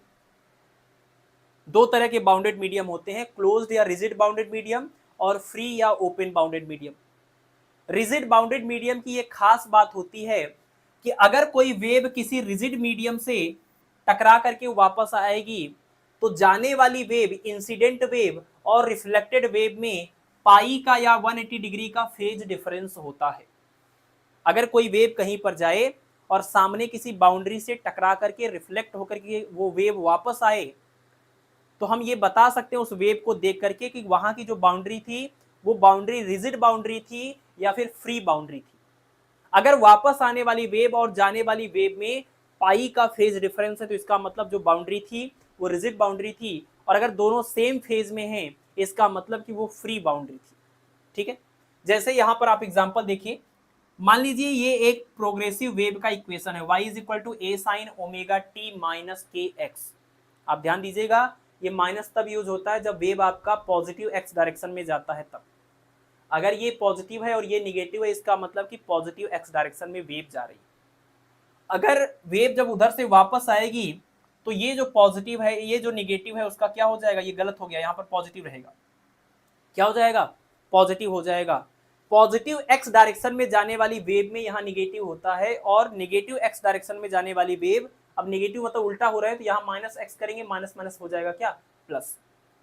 और जाने वाली वेव का फेज था omega T minus K x, वापस आने की वजह से माइनस का प्लस हुआ और ये फेज इतना एक्स्ट्रा हो गया क्या, पाई। और आप इसको अगर यहाँ पर दिखाएं ग्राफ में तो ये आपका ये वेव जो जा रहा था ये ऐसे, अगर ये बाउंड्री ना होती तो ये वेव अब आगे ऐसे जाती, मतलब इसका ये वाला पोर्शन आपको मिलता, ऊपर वाला पोर्शन। लेकिन ये आप देखिए, ये यहां से ऊपर जाने वाले केस का जो हिस्सा था ये अब आपका यहाँ नीचे से स्टार्ट हो रहा है, मतलब जस्ट अपोजिट फेज में। ये इधर से जिसको इधर जाना था वो इधर से इधर जा रहा है, जस्ट अपोजिट फेज में है, यानी 180 डिग्री या पाई रेडियन का फेज डिफरेंस हो गया। ठीक है, जिस वेव को अगर ये बाउंड्री ना होती तो इसको ऐसे आगे जाना चाहिए था, लेकिन बाउंड्री की वजह से ये ऐसे वापस आ रहा है, जस्ट अपोजिट फेज में वापस आ रहा है, तो पाई डिग्री का, पाई रेडियन का फेज डिफरेंस हो गया। लेकिन अगर कोई फ्री आपका ये बाउंड्री है तो वैसे में देखिए y = a sin omega t minus K X, ये वेव आपकी ऐसे जा रही थी। अगर ये बाउंड्री ना होता तो क्या होता, ये आपकी वेव ऐसे करके आगे जाती। तो इस बाउंड्री की रहने की वजह से क्या होगा, ये जो वेव है ये रिफ्लेक्ट होके वापस आएगी, और बिल्कुल जैसे देखिए इसको आगे जाना था, यानी ये ऊपर वाला हिस्सा मिलना था, ये बिल्कुल वही चीज आपको मिल रहा है। मतलब जो आगे बस मिलना था वो वापस मिल रहा है। मतलब ये वेव जैसे ये गई और टकरा करके ये वाला हिस्सा जो है ये वापस आ गई, बिल्कुल एग्जैक्ट। तो ऐसे में आप कहेंगे कोई भी फेज में डिफरेंस नहीं हुआ, जैसे इसको आगे चलना था वैसे ही ये चल रही है, कोई भी फेज डिफरेंस नहीं हुआ इंसिडेंट रे और रिफ्लेक्टेड वेव के बीच में। बस इतना है कि ये जाने वाला था आपका पॉजिटिव एक्स डायरेक्शन में, इसलिए माइनस लगा था, ये वापस आपका निगेटिव एक्स डायरेक्शन में आ रहा है, इसलिए क्या हो जाएगा, यहाँ पर प्लस हो जाएगा। तो रिजिड बाउंड्री से लौटने पर एक तो माइनस का प्लस होगा डायरेक्शन की वजह से, बाकी रिजिड बाउंड्री में पाई रेडियन का फेज डिफरेंस हो जाएगा, प्लस हो जाएगा। बाकी फ्री बाउंड्री में क्या होता है, जिस फेज से जाएगा उसी फेज से वापस आएगा, सिर्फ डायरेक्शन की वजह से माइनस का प्लस हो जाएगा। ठीक है, ये डेफिनेशन है आपके रिजिड और फ्री बाउंड्री की। यहां पर देखिए डेफिनेशन है स्टेशनरी वेव की, due to superposition of two identical transverse और longitudinal progressive wave moving with the same speed in opposite direction. यहां पर देखिए ये वाली जो वेव है वो एक प्रोग्रेसिव वेव है, और ये जो वापस आ रही है वो भी क्या है, एक प्रोग्रेसिव वेव है। तो अगर कोई वेव ऐसे ऐसे प्रोग्रेसिव वेव आगे जाए और वही सेम वेव टकरा करके रिफ्लेक्ट होकर के इस तरीके से वापस आए, तो ये दोनों की दोनों सेम वेव हैं, आइडेंटिकल वेव हैं, इनका एम्पलीट्यूड सेम है, इनकी फ्रीक्वेंसी सेम है, या इनका टाइम पीरियड भी सेम है। ये दोनों बिल्कुल आइडेंटिकल वेव हैं, सेम फ्रीक्वेंसी सेम एम्पलीट्यूड। तो जब कोई प्लेन प्रोग्रेसिव वेव ऐसे जा रही है और ये वाली वेव उधर से टकरा करके वापस आ रही है, तो एक वेव इधर से जा रही है और एक बिल्कुल वैसी ही वेव वापस उधर से आ रही है, दोनों अपोजिट डायरेक्शन में चलने वाले आइडेंटिकल वेव जब आपस में सुपर इंपोज होंगी, तो यहां पर एक ऐसी वेव बनेगी जो आपको लगेगी ना तो आगे जा रही है और ना ही पीछे हो रही है। वो वेव आपको मीडियम में एकदम फिक्स दिखाई देगी, स्टेशनरी दिखाई देगी, इसलिए इसको हम स्टेशनरी वेव या स्टैंडिंग वेव बोलते हैं। ठीक है, इसीलिए हम इसको स्टेशनरी वेव या स्टैंडिंग वेव बोलते हैं। लेकिन इसकी एक कंडीशन याद रखिए, क्या क्या है, सुपरपोजिशन ऑफ टू आइडेंटिकल होना चाहिए, लेकिन चाहे ट्रांसवर्स रहे तब भी चलेगा, चाहे लॉन्गिट्यूडनल हो तब भी चलेगा। जैसे अगर साउंड जैसे जैसे मान लीजिए साउंड यहां से जा रही है, साउंड वेव, और ये साउंड वेव गई और टकरा करके वापस आई, अब ये वाली वेव और ये वाली वेव दोनों आपस में सुपर इंपोज हो गई, तो साउंड एक लॉन्गिट्यूडनल वेव होती है। और ये दोनों वेव जब आपस में सुपर इंपोज होंगी, ये दोनों लॉन्गिट्यूडनल वेव आपस में सुपर इंपोज होंगी, तो इनका जो स्टेशनरी वेव बनेगा वो लॉन्गिट्यूडनल स्टेशनरी वेव बनेगा। यहां धागे में स्ट्रिंग के अंदर जो वेव बनती है वो आपकी बनती है क्रेस्ट एंड ट्रफ वाली वेव, यानी कि ये आपकी ट्रांसवर्स वेव है। तो ट्रांसवर्स वेव जा रही थी, ट्रांसवर्स वेव सेम वापस आ रही थी, इन दोनों के सुपरपोजिशन से बनेगा ट्रांसवर्स स्टेशनरी वेव। तो ध्यान दीजिएगा, स्टेशनरी वेव के लिए ट्रांसवर्स या लॉन्गिट्यूडनल कोई भी हो चलेगा, बट वही सेम वेव का वापस भी आना होगा, और आपस में ये जब इंपोज करेंगे, सुपर इंपोज करेंगे, तब बनेगा आपका क्या, स्टेशनरी वेव। और ये डायरेक्शन कैसा होना चाहिए इनका, अपोजिट डायरेक्शन, मतलब एक वेव इधर से जा रही है, दूसरी बिल्कुल वैसी ही वेव वापस आ रही है, तो इनके सुपर पोजिशन से एक ऐसी वेव बनेगी जो आपको हमेशा ऐसी ही दिखेगी। आपको लगेगा कि ये वेव न तो आगे जा रही है और ना ही पीछे, यहाँ वाला पार्टिकल यहीं रुका है और यहाँ वाला पार्टिकल यहाँ पर और यहाँ पर ऑसिलेट कर रहा है। मतलब ऐसा नहीं होगा कि ये आपको ऐसे ऊपर ऊपर होते हुए दिखाई देंगे। जैसे बाकी के वेव जब आगे बढ़ते हैं तो ये क्या होता है, ये आपका जो अभी यहाँ पर है, ये थोड़ी देर बाद आपको यहाँ पर दिखाई देगा, फिर यहाँ पर दिखाई देगा, फिर यहाँ पर दिखाई देगा, फिर यहाँ पर दिखाई देगा।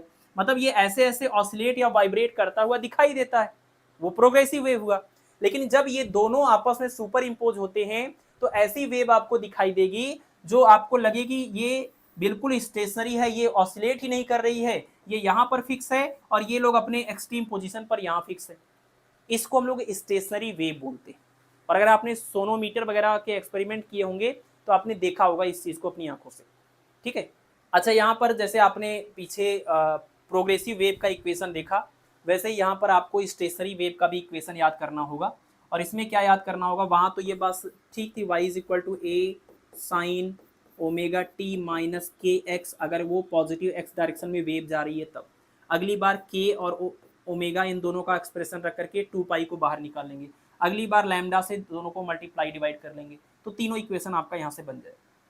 इसमें क्या होता है, ये जो एक वेव जा रही थी और ये जो एक वेव आ रही थी, ये जाने वाली वेव का इक्वेशन y1 इक्वल टू कुछ मान लीजिए और इसको y2 इक्वल टू मान लीजिए। जैसे ये y1 इक्वल टू था a sine omega T minus में kx, और अगर ये बाउंड्री आपकी कौन सी ले लें, हम फ्री बाउंड्री ले लें, तो फ्री बाउंड्री में सेम फेज में वापस आता है, तो y2 इक्वल टू क्या हो जाएगा, ये हो जाएगा a साइन, यहाँ पर ओमेगा टी, अब डायरेक्शन बदल गया है तो माइनस का हो जाएगा प्लस kx, और सेम फेज में आ रहा था तो ऐसे लिखा जाएगा।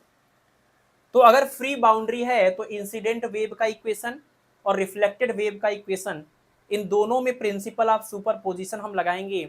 तो प्रिंसिपल ऑफ सुपरपोजिशन लगाने के बाद हमें जो रिजल्टेंट इक्वेशन आएगा फाइनली सॉल्व करने के बाद, वो ये आएगा।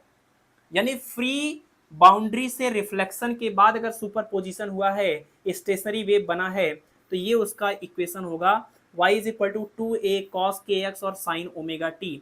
यहाँ k का मतलब आप जानते हैं, k का मतलब वही 2 पाई बाई लैम्डा, और ओमेगा का मतलब भी आपको पता है 2 पाई बाई टी। तो आप इसको और एक्सपेंड करके भी लिख सकते हैं। यानी कुल मिला के आपको ये याद रखना है कि जब फ्री बाउंड्री से रिफ्लेक्शन होकर के स्टेशनरी वेव बनेगा तो पोजीशन वाले के साथ कॉस आएगा, टाइम वाले के साथ साइन आएगा, kx कॉस के साथ आएगा और ओमेगा टी साइन के साथ आएगा। और जब रिजिड बाउंड्री से रिफ्लेक्शन होगा तो आपको पता है वापस आने वाली वेव में इसके साथ में फेज में प्लस में पाई और ऐड हो जाएगा। अब इसका और इसका प्रिंसिपल ऑफ सुपरपोजिशन अप्लाई करके रिजल्टेंट इक्वेशन निकालेंगे, तो जो कॉस था वो साइन हो जाएगा और जो साइन था वो कॉस हो जाएगा, बाकी चीजें एज इट इज रहेंगी। ठीक है, तो 2a cos kx sign omega T free boundary के लिए, 2a साइन kx और cos omega T rigid boundary से रिफ्लेक्शन के लिए। ठीक है, तो ये है आपका स्टेशनरी वेव का इक्वेशन, ये है आपका स्टेशनरी वेव का इक्वेशन। इसके बाद हमें स्टेशनरी वेव की कुछ प्रॉपर्टीज पढ़नी है जिनसे डायरेक्ट आपके एग्जाम में सवाल आते हैं। मैं आपको बता देता हूं कि यहां से अभी तक जितना भी कुछ आपने पढ़ा है, सवालों की प्रोबेबिलिटी बहुत ही कम है और कुछ लिमिटेड टॉपिक ही हैं जिनसे सवाल पूछे जा सकते हैं। जैसे कि कौन सी वेव कौन से तरह के मीडियम में ट्रेवल करती है, ये एक सवाल बनता है ना। इसके अलावा ये कौन सी प्रॉपर्टी होनी चाहिए मीडियम के अंदर, ये एक सवाल बनता है। इस पूरे स्लाइड से आपका जनरल वेव के इक्वेशन के ऊपर सवाल बनता है, ये वेव का इक्वेशन पूछा जाता है। इस पूरी स्लाइड में अगर देखा जाए तो आप हाँ ये इक्वेशन याद कर लीजिए। और एक चीज आपके लिए ये इंपॉर्टेंट है, फेज डिफरेंस और पाथ डिफरेंस के बीच का रिलेशन, बाकी कुछ नहीं। यहां से एनर्जी का इक्वेशन बहुत ही ज्यादा आपके लिए इंपॉर्टेंट है, और स्ट्रेस्ड इंस्टिंग का ये वाला फार्मूला आपके लिए जरूरी होता है। बाकी कुछ पूछा नहीं जाता एग्जाम्स में जनरली, ठीक है ना। बाकी आपसे क्या पूछ लें, आपकी किस्मत कैसी है वो तो ऊपर वाला ही जाने। यहां से आपको ये देखना है कि न्यूटन ने आइसोथर्मल बताया था, लाप्लास ने उसको एडियाबैटिक कर करके इसमें सॉल्व किया, इसको हम लाप्लास करेक्शन बोलते हैं। इनका रिजल्ट सही था, इनका रिजल्ट गलत था। और इस पूरे स्लाइड से अगर देखा जाए तो आपको ये इंफॉर्मेशन इंपॉर्टेंट है जो आपको ध्यान रखना चाहिए। प्रेशर वाले में कंफ्यूजन होता है कि प्रेशर बढ़ाने से वेलोसिटी बढ़ेगी, जबकि ऐसा नहीं होता है। अगर हम टेम्परेचर को कांस्टेंट रख दें तो प्रेशर बढ़ाने से डेंसिटी बढ़ जाती है और रेशियो कांस्टेंट हो जाता है, कोई इफेक्ट नहीं पड़ता है। और यहाँ से ये 1 डिग्री सेल्सियस टेम्परेचर बढ़ाने पर कितना स्पीड बढ़ जाता है, 0.61 मीटर पर सेकेंड स्पीड बढ़ जाता है। ठीक है, इस पूरे स्लाइड से ये 1-2 बार सवाल पूछा गया है पीजीटी के एग्जाम्स में, तो ये रिलेशन आप देख सकते हैं दोनों की स्पीड का। यहाँ से कुछ भी खास नहीं है, यहाँ पर ये 180 डिग्री का फेज डिफरेंस होता है। रिजिड बाउंड्री में ये वाली बात पूछी जाती है। ये रिफ्लेक्टेड वेव का इक्वेशन पूछ लिया जाता है, तो माइनस का प्लस करना है, प्लस होता तो माइनस कर देते, और पाई इसमें अगर हो रहा है तो लिखेंगे, नहीं हो रहा है तो नहीं लिखेंगे। ठीक है, स्टेशनरी वेव की खास बात यह है कि जब ऐसी स्टेशनरी वेव बनती है तो जहां पर पार्टिकल का डिस्प्लेसमेंट आपको बिल्कुल भी नहीं दिखाई दे रहा, जीरो दिखाई दे रहा, उसको हम नोड बोलेंगे। और जहां पर पार्टिकल का डिस्प्लेसमेंट सबसे ज्यादा दिख रहा है उसको हम एंटी नोड बोलेंगे। ठीक है, एंटी नोड, ये एंटी नोड है, इस पॉइंट का नाम, इस पॉइंट का नाम नोड है। ये एंटी नोड है, फिर ये नोड है, ये एंटी नोड है और ये नोड है। एंटी नोड मतलब मैक्सिमम डिस्प्लेसमेंट और नोड मतलब जीरो डिस्प्लेसमेंट। ठीक है, तो यहाँ पर यही बात है कि नोड की जो डिस्प्लेसमेंट होता है वो मिनिमम होता है, इस वजह से वेलोसिटी इस वाले पॉइंट की मिनिमम होती है। पार्टिकल की, यहाँ जो पार्टिकल है उसकी वेलोसिटी मिनिमम या फिर जीरो है। यहाँ वाले पार्टिकल की बात करें तो ये डिस्प्लेसमेंट सबसे ज्यादा कर रहा है तो इसकी वेलोसिटी सबसे ज्यादा होती है। एंटी नोड बोल रहे हैं तो maximum displacement maximum velocity.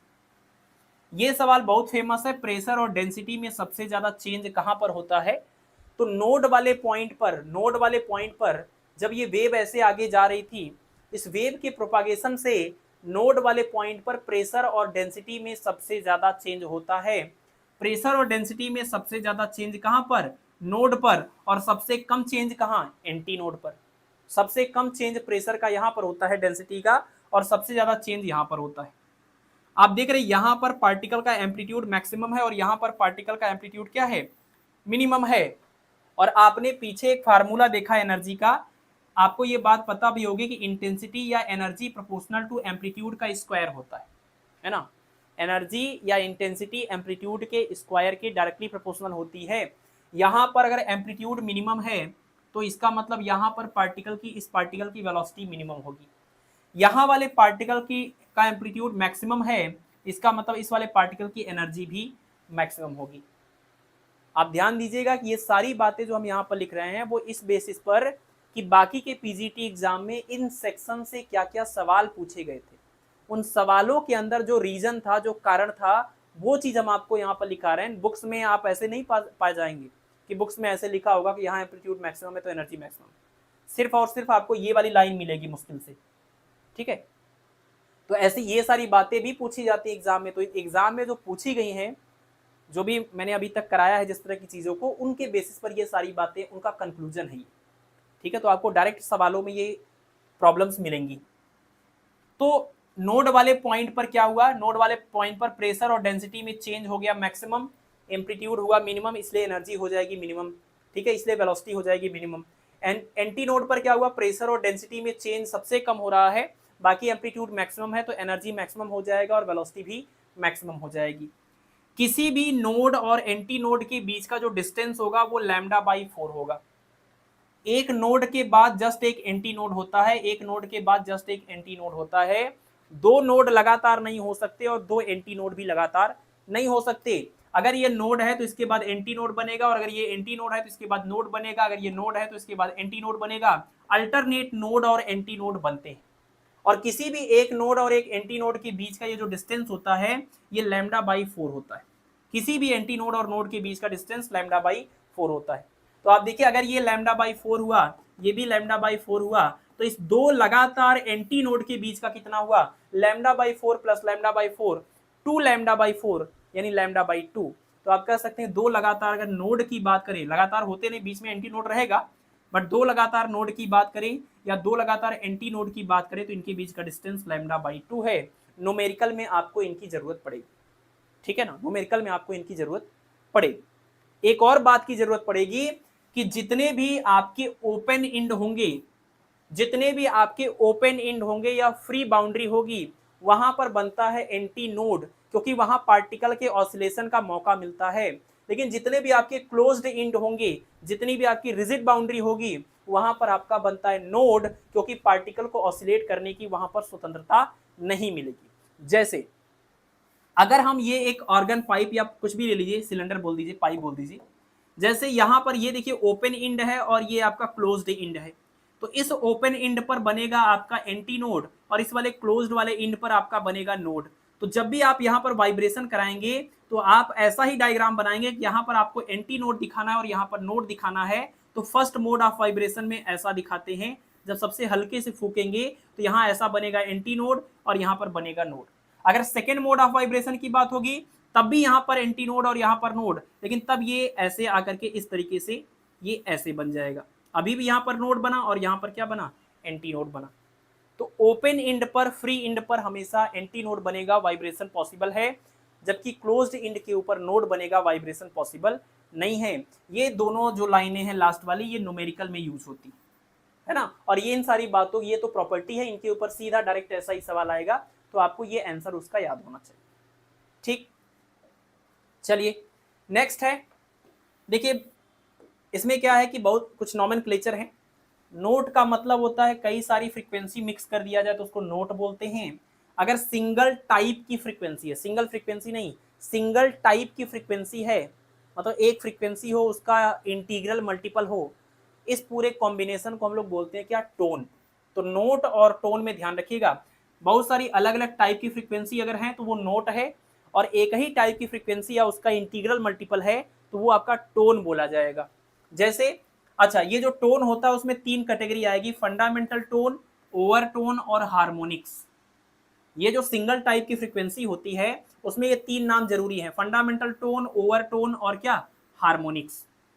Fundamental tone का मतलब होता है जो सबसे छोटी फ्रीक्वेंसी होगी उसको हम बोलेंगे फंडामेंटल टोन, और ओवरटोन का मतलब है कि फंडामेंटल टोन या फंडामेंटल फ्रीक्वेंसी को छोड़कर जितने भी बच गए वो सब के सब आपके ओवरटोन बोले जाएंगे।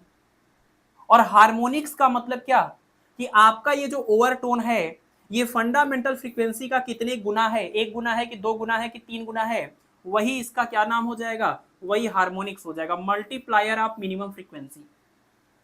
अब ये जो बात डिफिनीशन में है वो एग्जांपल से समझिए, तुरंत क्लियर हो जाएगा।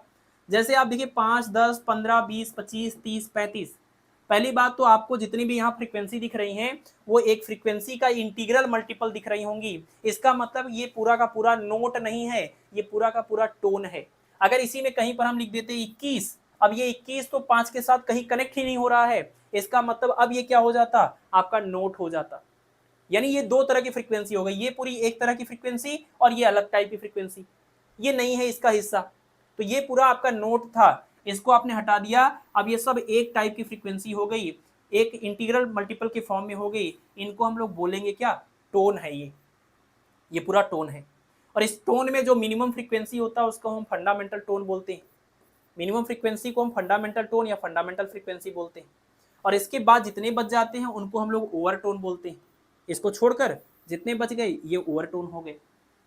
और ये जो ओवरटोन होते हैं वो फंडामेंटल फ्रीक्वेंसी के जितने गुना होते हैं, जितने टाइम्स होते हैं, वो हार्मोनिक्स होता है। जैसे ये आपका पहला ओवरटोन, ये आपका फंडामेंटल टोन, और इसके बाद ओवरटोन, तो ये पहला ओवरटोन, ये दूसरा ओवरटोन, ये तीसरा ओवरटोन, ये चौथा ओवरटोन, ये पांचवा ओवरटोन, ये छठा ओवरटोन, है ना, ये सब के सब ओवरटोन। नंबरिंग यहां से स्टार्ट हुआ, पहला था, ये दूसरा था, ये तीसरा था। अब ये जो पहला ओवरटोन है आप देखिए ये 5 का 2 गुना है। पहला ओवरटोन जो आपका है वो फंडामेंटल टोन या फंडामेंटल फ्रीक्वेंसी का 2 गुना है। तो इस पहले ओवरटोन को जो कि इसका 2 गुना है सेकेंड हार्मोनिक्स बोलेंगे, सेकेंड हार्मोनिक्स, यानी इसका नाम होगा फर्स्ट ओवरटोन या सेकेंड हार्मोनिक्स। ये जो दूसरा वाला ओवरटोन आपको दिख रहा है 15, ये दूसरा ओवरटोन इस आपके फंडामेंटल टोन का या फ्रीक्वेंसी का 3 गुना दिख रहा है, इसको हम बोलेंगे, पहली बात तो ओवरटोन की कैटेगरी में दूसरे नंबर पर है तो सेकेंड ओवरटोन, और इसका ये 3 गुना है इसलिए थर्ड हार्मोनिक्स, है ना। ये देखिए आपका तीसरा ओवरटोन और इसका 4 गुना है फोर्थ हार्मोनिक्स। ये आपका चौथा ओवरटोन, इसका 5 गुना है फिफ्थ हार्मोनिक। ये आपका कौन सा, पांचवा ओवरटोन और इसका 6 गुना है सिक्स्थ हार्मोनिक। तो ओवरटोन और हार्मोनिक कैसे लिखे जाते हैं ये आपको ध्यान रखना पड़ेगा, इसके ऊपर सवाल हम लोग करेंगे अगली क्लास में। तो 10 जो है वो पहला ओवरटोन था तो फर्स्ट ओवरटोन बोल दिया, लेकिन फंडामेंटल फ्रीक्वेंसी का 2 गुना था इसलिए सेकंड हार्मोनिक्स बोल दिया।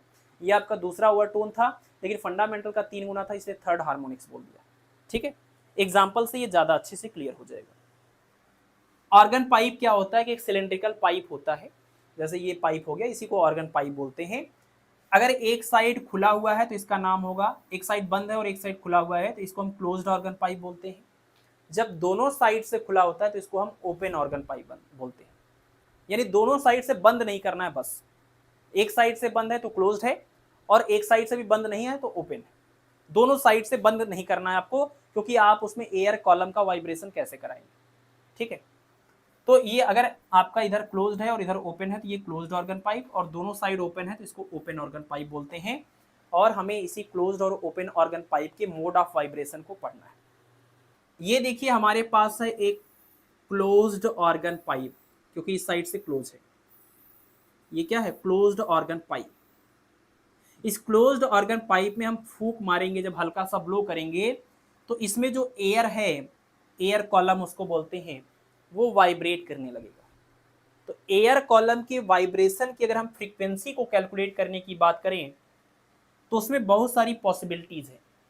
अगर हम बहुत ही आराम से, बहुत ही हल्के से इसको ऑसिलेट करते, ब्लो करते हैं तो इसको हम लोग बोलते हैं, सबसे जो एकदम फंडामेंटल चीज हो सकती है, मिनिमम चीज हो सकती है, उसको हम बोलते हैं first mode of vibration. First mode of vibration में क्या होगा, अब आपने इसके पहले पढ़ा है कि जहां क्लोज्ड इंड होता है वहां नोड बनता है और जहां ओपन इंड होता है वहां पर एंटी नोड बनता है। तो फर्स्ट मोड ऑफ वाइब्रेशन में इससे ज्यादा सिंपल कोई चीज नहीं होगी।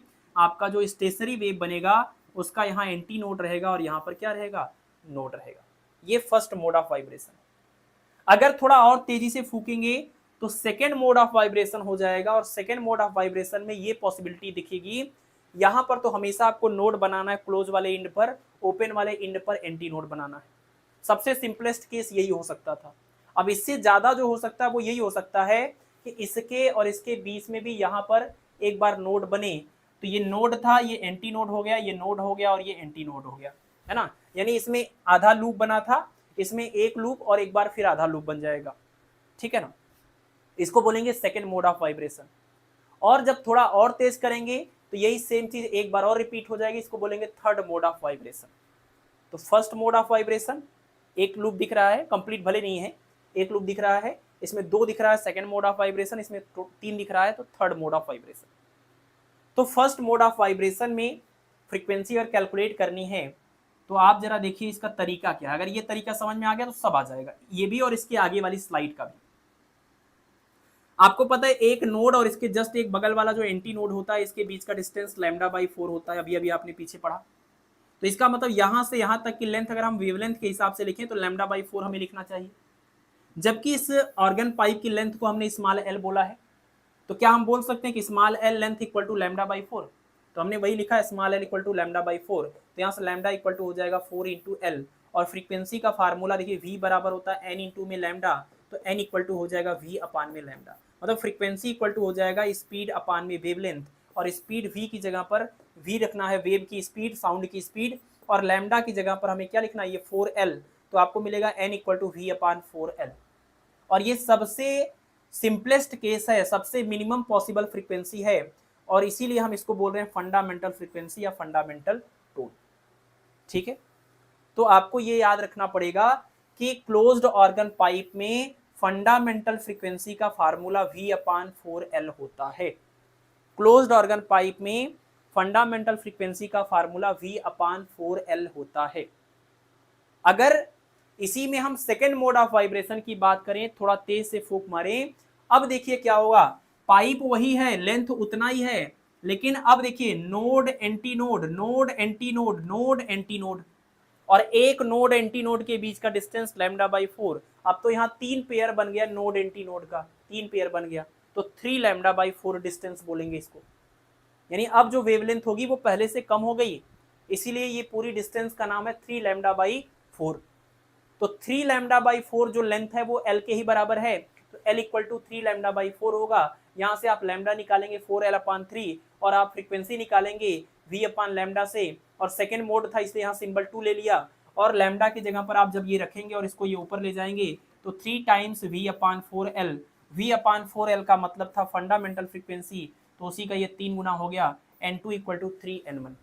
यानी फंडामेंटल फ्रीक्वेंसी से जो बड़ी फ्रीक्वेंसी, जस्ट बड़ी फ्रीक्वेंसी मिलेगी, आपको पता ही है मिनिमम फ्रीक्वेंसी या फंडामेंटल फ्रीक्वेंसी या फंडामेंटल टोन के बाद जितने बचते हैं सब ओवर टोन हो जाते हैं। फंडामेंटल फ्रीक्वेंसी से ज्यादा फ्रीक्वेंसी वाले जितने भी फ्रीक्वेंसी हैं उन सबको ओवर टोन बोलते हैं। तो ये फंडामेंटल फ्रीक्वेंसी हो गया, अब जितने भी आएंगे सब ओवर टोन होंगे, और वो ओवर टोन फंडामेंटल फ्रीक्वेंसी के जितने गुना होंगे वो हार्मोनिक बोला जाएगा। तो एक तो ये आपका पहला अभी ओवरटोन है, क्योंकि इसके पहले फंडामेंटल टोन था, तो ये आपका पहला ओवरटोन है, लेकिन ये फंडामेंटल फ्रीक्वेंसी का 3 गुना है, इसलिए इसको हम थर्ड हार्मोनिक्स बोल सकते हैं। फर्स्ट ओवरटोन या थर्ड हार्मोनिक इसको बोल सकते हैं। और इसके जस्ट बाद जो आएगा वो दूसरे नंबर का ओवरटोन होगा, लेकिन ये फंडामेंटल फ्रीक्वेंसी का 5 गुना निकला, इसलिए इसका नाम फिफ्थ हार्मोनिक भी होगा, है ना। और बिल्कुल सेम कॉन्सेप्ट अप्लाई करेंगे थर्ड मोड ऑफ वाइब्रेशन में, node anti node, node anti node, node anti node, node anti node, node anti node, 1 2 3 4 5 बार आया, एक बार का डिस्टेंस λ/4, तो 5 बार का हो गया 5 λ/4। लेंथ वही है पाइप का, तो l इक्वल टू 5 λ/4। यहाँ से लैम्डा निकालेंगे, इस फार्मूले में फ्रीक्वेंसी में रखेंगे 3 का मतलब, क्योंकि थर्ड मोड की बात हो रही तो 3 लिखेंगे, और ये पूरा सॉल्व करेंगे तो ये पूरा आपका फंडामेंटल, और ये 5, तो 5n1 हो गया, ठीक है। यहां से ये बात क्लियर हो गई कि अगर फंडामेंटल फ्रीक्वेंसी n1 है तो उसके बाद जो जितने भी मोड ऑफ वाइब्रेशन होंगे वो उसी का 3 गुना, फिर 5 गुना, फिर 7 गुना, फिर 9 गुना, फिर 11 गुना, इस टाइप का रिजल्ट आपको मिलेगा क्लोज्ड ऑर्गन पाइप के अंदर। यानी आप ये कह सकते हैं क्लोज्ड ऑर्गन पाइप में जो हार्मोनिक्स मिलते हैं वो कौन वाले मिलते हैं, ये 1 वाले मिलते हैं, 3 वाले मिलते हैं, 5 वाले मिलते हैं, 7 वाले मिलते हैं। मतलब कि सिर्फ और सिर्फ ऑड हार्मोनिक्स आपको मिलते हैं ये क्लोज्ड ऑर्गन पाइप के अंदर। और कोई भी साउंड हमें उतनी अच्छी लगती है जितनी ज्यादा वैरायटी के उसमें हार्मोनिक्स होते हैं। अगर सिर्फ ऑड हार्मोनिक्स हैं तब भी बेकार लगेगा, सुनने में कर्कश लगेगा। सिर्फ इवन है तब भी प्रॉब्लम है। इवन ऑड अगर दोनों हैं, दोनों वैरायटी के आपके हार्मोनिक्स हैं, तो वो साउंड आपको अच्छा लगता है, म्यूजिकल साउंड आपको वो लगता है। तो अगर आपके पास कोई इस तरह का पाइप हो, इसमें कभी फूंक मार करके आप देखिए कि ऑड हार्मोनिक्स का साउंड आपको सुनने में कैसा लगता है ना। ऐसा कोई पाइप ले लीजिए जो एक साइड से बंद हो और उसमें फूंक मार करके देखिए कि इसमें जो वाइब्रेशन होगा साउंड का, ऑड हार्मोनिक्स का, उसका साउंड कितना बुरा लगता है। और अगर इस साइड से आप इसको ओपन कर दीजिए तो ये बन जाता है बांसुरी फ्लूट, और फ्लूट का साउंड आपको पता है कितना अच्छा लगता है। तो उसका कारण यह है कि फ्लूट में ऑड के साथ साथ इवन हार्मोनिक्स भी पाए जाते हैं, इस वजह से वो साउंड ज्यादा अच्छा लगता है सुनने में। तो ओपन ऑर्गन पाइप में आप देखिए, अगर मान लीजिए ये आपके पास ओपन ऑर्गन पाइप है और एकदम सिंपलेस्ट केस भी आप लेंगे तो इधर भी ओपन है, इधर भी ओपन है।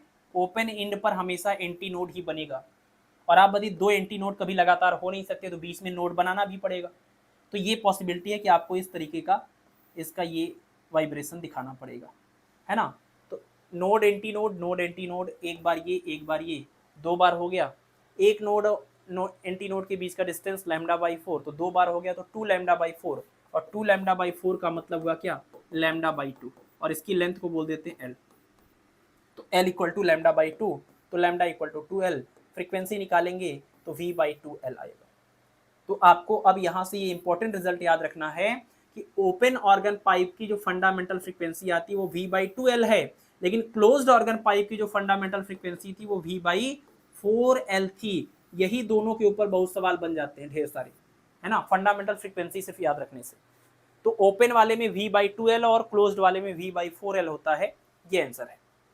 फंडामेंटल फ्रीक्वेंसी के बाद जितनी भी फ्रीक्वेंसीज आपको मिलेंगी सेकंड मोड में, थर्ड मोड में, फोर्थ मोड में, फिफ्थ मोड में, वो सब के सब आपके ओवरटोन बोले जाएंगे। यानी ये पहला ओवरटोन होगा, ये दूसरा ओवरटोन होगा, उसके बाद तीसरा ओवरटोन आएगा, चौथा आएगा। तो ये जो ओवरटोन आएगा इसमें अगर आप देखें, इसमें क्या होगा, इससे थोड़ा और तेज फूंक मारेंगे तो इसमें node anti node, node anti node, node anti node, node anti node कितने हो गए, 1 2 3 4, 4 बार हो गया। तो 4 λ/4 करेंगे तो सिर्फ लैम्डा आएगा। इसको सॉल्व करेंगे 2 टाइम्स ऑफ n1 आएगा, इसका सीधा सीधा 2 गुना। पहला ओवरटोन है ये आपका फंडामेंटल टोन, बाकी लोग ओवरटोन। तो ये पहला ओवरटोन है, लेकिन फंडामेंटल फ्रीक्वेंसी का 2 गुना होने की वजह से इसको हम सेकेंड हार्मोनिक्स बोल रहे हैं। ये आपका दूसरा ओवरटोन है, लेकिन फंडामेंटल फ्रीक्वेंसी की 3 गुना होने की वजह से ये आपका थर्ड हार्मोनिक्स बोला जाएगा। ठीक है, तो इसमें देखिए आपका 1 भी मिल रहा है, 2 भी मिल रहा है, 3 भी मिल रहा है, अगला 4 भी आएगा, फिर 5 भी आएगा, फिर 6 भी आएगा। यानी आपके जो ओपन ऑर्गन पाइप हैं इसमें अगर फ्रीक्वेंसीज का रेशियो लें तो ये आएगा 1 2 3 4 5 6 7 इस तरीके से। यानी इवन वाले भी आएंगे और ऑड वाले भी आएंगे, दोनों तरह के हार्मोनिक्स आएंगे। जबकि क्लोज्ड ऑर्गन पाइप में आपने देखा था सिर्फ 1 3 5 7 सिर्फ ऑड हार्मोनिक्स आ रहे थे। ठीक है, इसी वजह से आपको फ्लूट का साउंड ज़्यादा अच्छा लगता है सुनने में, उसमें हर तरीके के आपके हार्मोनिक्स प्रेजेंट होते हैं। ठीक है, हर तरीके के हार्मोनिक्स प्रेजेंट होते हैं। आप देखिए कितना आसान था, अगर आपने ये क्लोज्ड वाला समझ लिया तो ओपन वाले में कुछ बचा ही नहीं समझने के लिए, बिल्कुल सेम तरीका है। पूरा ये 2 स्लाइड खत्म हो गया।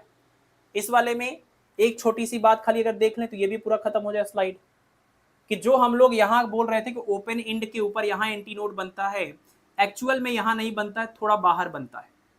तो अगर ये क्लोज्ड ऑर्गन पाइप है तो यहाँ की बजाय यहाँ बनेगा। तो जो हम लोग फार्मूले में फंडामेंटल फ्रीक्वेंसी में v/4l लिखते थे, अब ये l इतना नहीं लेना है, बल्कि हमारा यहाँ एंटी नोड बन रहा है तो हमें ये इतना और जोड़ना पड़ेगा।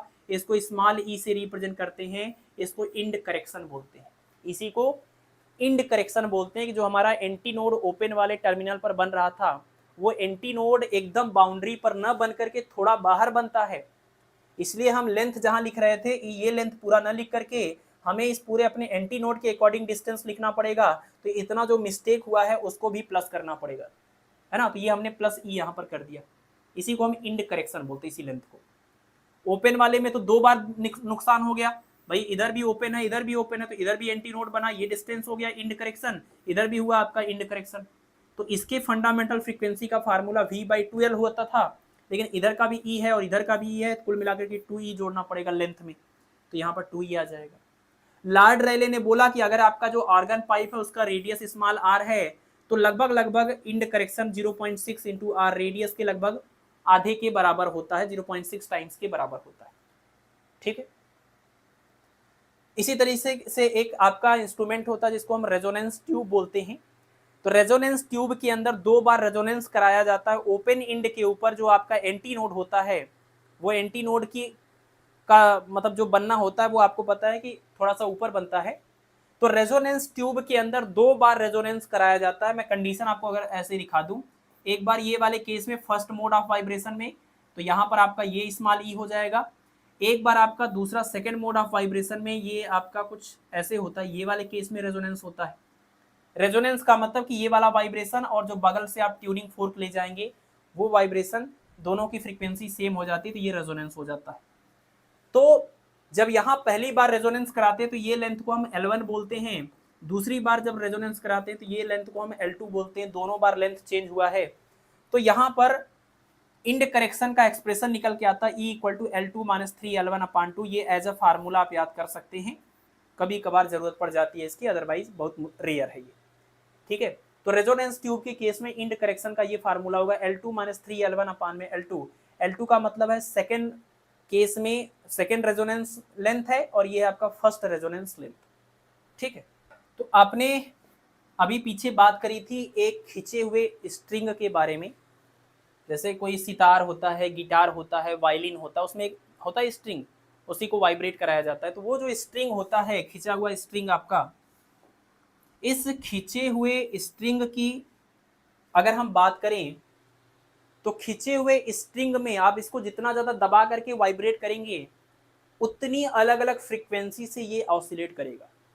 जितना ज्यादा इसमें तनाव होगा, जितना ज्यादा इसमें टेंशन होगा, उतनी ज्यादा फ्रीक्वेंसी से ये वाइब्रेट करेगा, ऑसिलेट करेगा।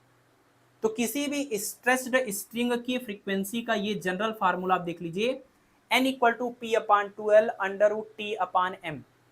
ध्यान दीजिएगा, इसके पहले आपने स्ट्रेस्ड स्ट्रिंग के अंदर स्पीड का फार्मूला, ट्रांसवर्स वेव की स्पीड का फार्मूला देखा था। ठीक है, ट्रांसवर्स वेव की स्पीड का फार्मूला देखा था, V=√T/m। लेकिन यहां पर फ्रीक्वेंसी की बात हो रही है, तो यहां पर लिखा हुआ N=P/2L √T/m। अब T/m में T आपको पता है क्या होता है, M क्या होता है। T टेंशन फोर्स है, M है मास पर यूनिट लेंथ, जो कि πr² के बराबर भी आ जाता है। बाद में हम इसी को कन्वर्ट करके अपना इसको बना लेते हैं स्ट्रेस अपॉन डेंसिटी के रूप में फार्मूला। इंपॉर्टेंट यहां पर है आपको P के बारे में जानना। P का मतलब है कि मोड ऑफ वाइब्रेशन। जैसे आपने अभी देखा ओपन ऑर्गन पाइप में और क्लोज्ड ऑर्गन पाइप में जो मोड ऑफ वाइब्रेशन होता है, ये उसके नंबर को रिप्रेजेंट करता है, number of mode of vibration. तो अगर आपका जो स्ट्रिंग है, दो ऐसे इसके बीच में बंधा हुआ है, अगर आपका स्ट्रिंग सबसे सिंपलेस्ट केस में ऑसिलेट करेगा, अब ये क्लोज्ड इंड है तो आपको पता है यहाँ पर नोड बनना चाहिए, क्लोज्ड इंड है तो यहाँ पर नोड बनना ही बनना चाहिए, और दो नोड लगातार हो नहीं सकते, बीच में कोई कम से कम एक एंटी नोड चाहिए ही चाहिए। अगर एकदम सिंपलेस्ट केस की बात करें इसकी ऑसिलेशन की, तो क्लोज्ड इंड पर बनता है नोड, तो यहाँ पर नोड, यहाँ पर नोड, और दो नोड लगातार नहीं होते, अल्टरनेट नोड एंटी नोड बनते हैं, तो बीच में एंटी नोड भी चाहिए। तो इसका मतलब कि इसके यहाँ पर आपको कम से कम ये वाला ऑसिलेशन कराना पड़ेगा, यहाँ बीच में आपको एंटी नोड बनाना पड़ेगा। ये सिंपलेस्ट केस हुआ, इसको बोलेंगे first mode of vibration, first mode of vibration. अगर सेकेंड मोड की बात होती तो उसमें भी अब देखिए यहाँ तो पक्का है कि यहाँ नोड और नोड नोड ही बनेगा, लेकिन सेकेंड मोड ऑफ वाइब्रेशन में अब इसको आप ब्रेक कर सकते हैं। इसका जो लूप है वो लूप आप ऐसा ले सकते थे। अब आप देखिए अभी भी यहाँ नोड और यहाँ पर नोड बन रहा है, बीच में एक नोड यहाँ बन जाएगा, यहाँ पर अब बन गया एंटी नोड, और यहाँ पर क्या बन गया, एंटी नोड। इसको बोलेंगे सेकेंड मोड ऑफ वाइब्रेशन। तो जितने मोड ऑफ वाइब्रेशन होते उतना लूप बनता है। फर्स्ट मोड ऑफ वाइब्रेशन में एक लूप बन रहा था, सेकेंड मोड ऑफ वाइब्रेशन में दो लूप बन रहे हैं, थर्ड मोड ऑफ वाइब्रेशन में 3 लूप बनेंगे, फोर्थ मोड ऑफ वाइब्रेशन में 4 लूप बनेंगे। तो इस पी को चाहे तो आप नंबर ऑफ लूप बोलिए या number of mode of vibration बोलिए। और अगर एकदम सिंपलेस्ट केस में बात करना है, सबसे छोटी फ्रीक्वेंसी की बात करनी है, तो फर्स्ट मोड ऑफ वाइब्रेशन में ही निकलती है फंडामेंटल फ्रीक्वेंसी। और फर्स्ट मोड ऑफ वाइब्रेशन में पी की वैल्यू कितनी रखेंगे, 1 रख देंगे, तो हमें फंडामेंटल फ्रीक्वेंसी का एक्सप्रेशन मिल जाएगा n इक्वल टू 1/2L और अंडर रूट क्या T/m। ध्यान दीजिएगा, ये जनरल फार्मूला होता है खींचे हुए स्ट्रिंग का, लेकिन अगर आपको उसकी फंडामेंटल फ्रीक्वेंसी चाहिए तो आप ये वाला फार्मूला यूज कर सकते हैं। ठीक है, आप ये फार्मूला यूज कर सकते हैं, यहाँ पी की जगह पर 1 रख लेंगे। तो ये फार्मूला आपको ध्यान रखना है। ठीक है, अब उसी फार्मूले को लेकर बहुत सारे लॉज बना दिए गए और कुछ भी स्पेशल नहीं है इसके अंदर, हम आपको दिखा दे रहे हैं। ये सब कुछ बस दिखाने के लिए इतनी चीजें हैं, बट ये फार्मूला था T is equal to P/2L और अंडर रूट T/m। अब ये आपका जो आपका फ्रीक्वेंसी है वो कैसे कैसे डिपेंड कर रहा है, बस उसके बारे में आप देख लीजिए। फ्रीक्वेंसी प्रोपोर्शनल टू टेंशन की बात करें तो रूट में T है, इसको टेंशन लॉ बोल दिया। फ्रीक्वेंसी प्रोपोर्शनल टू अगर लेंथ की बात करें तो 1/में प्रोपोर्शनल है, इसको हमने लॉ ऑफ लेंथ बोल दिया। और फ्रीक्वेंसी कैसे मास पर डिपेंड कर रही है, n प्रोपोर्शनल टू 1/√m, इसको लॉ ऑफ मास बोल दिया। और आपने सॉल्व किया था T/m को, पीछे हमने आपको दिखाया था। तो ये आपने ये जो स्मॉल m है इसकी जगह पर हम πr² भी बोल सकते हैं। अब देखिए, फ्रीक्वेंसी प्रोपोर्शनल टू 1/√r², तो स्क्वायर में से r बाहर निकलेगा तो 1/r, इसको बोल दिया गया लॉ ऑफ रेडियस। और डेंसिटी के हिसाब से फ्रीक्वेंसी प्रोपोर्शनल टू 1/√, डेंसिटी, तो इसको हमने बोल दिया लॉ ऑफ डेंसिटी। तो ये कौन सी बड़ी बात है, वही एक ही फार्मूला आपके पास है। इसी फार्मूले को आप देख लीजिए, फ्रीक्वेंसी जिसके जिसके ऊपर डिपेंड करता है वो लॉज का नाम पड़ जाएगा, और उन्हीं का हमने यहाँ पर ग्राफ प्लॉट कर दिया है। जैसे n प्रोपोर्शनल टू 1/√d है तो ये ग्राफ मिला, n प्रोपोर्शनल टू 1/r है तो लगभग वैसा ही ग्राफ मिलेगा, लेकिन स्क्वायर रूट यहाँ पर था, यहाँ पर नहीं है। यहाँ पर स्क्वायर रूट है तो ये वाला ग्राफ और ये वाला एकदम एग्जैक्ट वैसे ही सेम मिल जाएगा, मास और n के बीच में। यहाँ n प्रोपोर्शनल टू 1/L है, बिल्कुल उल्टा है, तो ये आपका ऐसा रिलेशन मिलेगा। लेकिन अगर आप इसको पूरा एक एक्सिस पर दिखा दें 1/L को, तो ये पूरा 1/L और ये n डायरेक्टली प्रोपोर्शनल है, तो स्ट्रेट लाइन मिलेगा। ये वही वाली बात है जो टाइम पीरियड के केस में हम बार बार आपको बताते जा रहे हैं कि अगर n प्रोपोर्शनल टू 1/L है तो एक वेरिएबल L हुआ, एक वेरिएबल n हुआ, ये दोनों वेरिएबल बिल्कुल इनवर्सली प्रोपोर्शनल हैं, तो ये आपको ग्राफ मिलेगा हाइपरबोला वाला। लेकिन अगर पूरा 1/L को एक क्वांटिटी बोलेंगे तो ये पूरी क्वांटिटी इस क्वांटिटी के डायरेक्टली प्रोपोर्शनल दिख रही है, तो स्ट्रेट लाइन मिलेगा। वही काम यहाँ भी किया गया है। अगर n प्रोपोर्शनल टू √t है तो इस पूरे पार्ट को एक वेरिएबल मान लीजिए और इसको एक वेरिएबल, तो दोनों डायरेक्टली प्रोपोर्शनल है, तो स्ट्रेट लाइन मिलेगा। लेकिन आप देखिए, ये अंडर रूट के अंदर t है ना, तो अगर हम t के और n के बीच की बात करें, स्क्वायर करेंगे तो यहाँ पर पावर 2 आएगा और यहाँ पर सिर्फ एक पावर आएगा, पैराबोला का केस बनेगा, तो पैराबोला वाला इक्वेशन मिलेगा। तो जो टाइम पीरियड और सिंपल पेंडुलम का आपने केस पढ़ा हुआ है ना, वही वाले कॉन्सेप्ट को आप अप्लाई करके कभी भी ग्राफ का नेचर दिमाग में अपने सेट कर लीजिए। बाकी ये सबको पता है कि इनवर्सली प्रोपोर्शनल है तो कैसा ग्राफ मिलता है और डायरेक्टली प्रोपोर्शनल है तो कैसा ग्राफ मिलता है। ठीक है, ये सब लॉज बना दिए गए जो कि एक्चुअली सिर्फ ये फार्मूला है स्ट्रिंग वाला, उसी के अंदर ये सब कुछ छुपा हुआ है, ये सब कुछ। ठीक है, एनर्जी की बात कर लेते हैं। देखिए, प्रोग्रेसिव वेव की एनर्जी का फार्मूला आपने देखा, लेकिन स्टेशनरी वेव की एनर्जी का फार्मूला आपने नहीं देखा, उसको समझ लीजिए। स्टेशनरी वेव का मतलब ये होता है कि वो वेव जो मीडियम में स्टेशनरी है, जो आगे नहीं जा रही है, तो अगर कोई वेव आगे जा ही नहीं रही है तो वो कोई भी एनर्जी को प्रोपागेट नहीं करेगी। तो ये इंपॉर्टेंट लाइन जहां पर आपने ये प्रॉपर्टी पढ़ा हुआ था इसका स्टेशनरी वेव का, वहीं पर लास्ट में ये पॉइंट ऐड करना था, ये मिस हो गया आई थिंक यहाँ पर कि जो आपका स्टेशनरी वेव होता है वो कोई भी एनर्जी को प्रोपागेट नहीं करता, कोई भी एनर्जी को कैरी नहीं करता। इसलिए इसके केस में जो एनर्जी कैरी का फार्मूला होगा वो 0 आ जाएगा। जबकि प्रोग्रेसिव वेव मीडियम में आगे बढ़ती है, वो कुछ एनर्जी लेके जाती है, उस एनर्जी का फार्मूला आपने पढ़ा था पीछे। ठीक है, अब अगर हम खींचे हुए धागे के अंदर जो एक वाइब्रेशन हो रहा है, अगर हम उसकी बात करें उसकी एनर्जी का एक्सप्रेशन देखें तो इस स्ट्रेच्ड स्ट्रिंग के अंदर एनर्जी का ये फार्मूला देख लीजिए। ये फार्मूला चूंकि स्ट्रिंग में आपका जो वेव है वो वन डायमेंशन में आगे जा रही है, स्ट्रिंग में जो वेव है वो वन डायमेंशन में आगे बढ़ रही है, इसलिए यहाँ पर एनर्जी पर यूनिट लेंथ की बात करेंगे। फार्मूला बिल्कुल ही वैसा है जैसा वहां पर था, बस उसमें यहाँ डेंसिटी लिखा जाता था और इसमें मास लिखा जा रहा है। और सही भी है, अगर मास है इसको वॉल्यूम से डिवाइड किए होते तो डेंसिटी ही बनता, वहां वॉल्यूम से डिवाइड भी करते थे, तो वही कुल मिला के बात है। तो energy per unit length equal to 2π² n² a² और यहाँ पर मास आएगा। और अगर आप ये एनर्जी पर यूनिट लेंथ जो निकाला है, अगर आप rate of flow of energy निकालें कि पर यूनिट टाइम में 1 सेकेंड में कितना एनर्जी ट्रेवल हो रहा है इस स्ट्रिंग के सहारे, तो आपको एनर्जी को टाइम से डिवाइड करना पड़ेगा। तो एनर्जी को जब टाइम से डिवाइड करेंगे और एनर्जी का एक्सप्रेशन यहाँ से क्या बनेगा, 2π² n² a² m, और ये L भी इधर चला जाएगा, ये पूरा एनर्जी है। इस एनर्जी को टाइम से आपने डिवाइड कर दिया और L/T बन जाएगा, स्पीड हो जाएगा। तो E/T rate of flow of energy 2π² n² a² m × v हो जाएगा, है ना। तो उसमें और इसमें यही अंतर है, ध्यान दीजिएगा। वो एनर्जी पर यूनिट वॉल्यूम होता था, उसमें यहाँ डेंसिटी मिलती थी, ये एनर्जी पर यूनिट लेंथ है और यहाँ पर मास मिल रहा है। वहाँ पर हमने बाद में इंटेंसिटी निकालनी थी, energy per unit area per unit time, यहाँ हमने सिर्फ और सिर्फ एनर्जी का रेट निकाला है और यहाँ पर वेलोसिटी हो गया। ठीक है, ठीक है।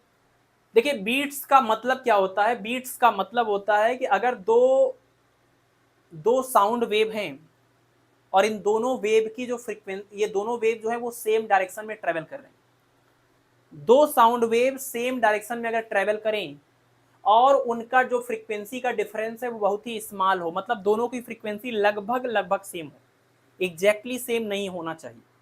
ठीक है, अगर एग्जैक्टली सेम होगा तो इन दोनों के सुपरपोजिशन से बीट्स नहीं बनेगा, बल्कि इन दोनों के सुपरपोजिशन से इंटरफेरेंस नाम की फेनोमेना होगी, है ना। इंटरफेरेंस में दोनों वेव बिल्कुल सेम फ्रीक्वेंसी की होती है, यहाँ दोनों वेव की फ्रीक्वेंसी में थोड़ा सा डिफरेंस है और सेम डायरेक्शन में ट्रेवल कर रही।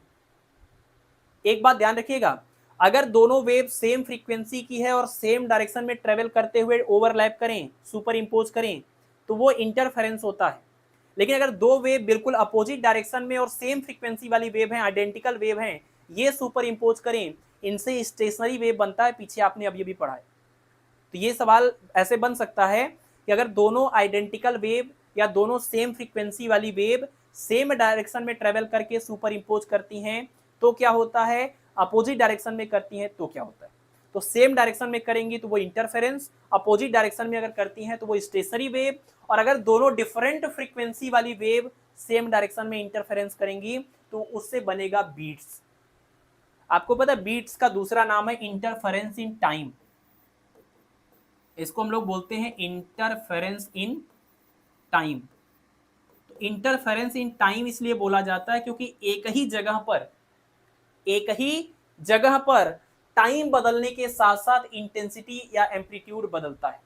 जो दोनों वेव सुपर इम्पोज करती हैं एक ही जगह पर अलग अलग टाइम पर इंटेंसिटी या एम्पलीट्यूड अलग अलग आता है, जबकि इंटरफेरेंस में क्या होता है, एक जगह का एम्पलीट्यूड एक ही रहता है, टाइम बदलने से वो नहीं बदलता है, पोजीशन बदलने से वो बदलता है।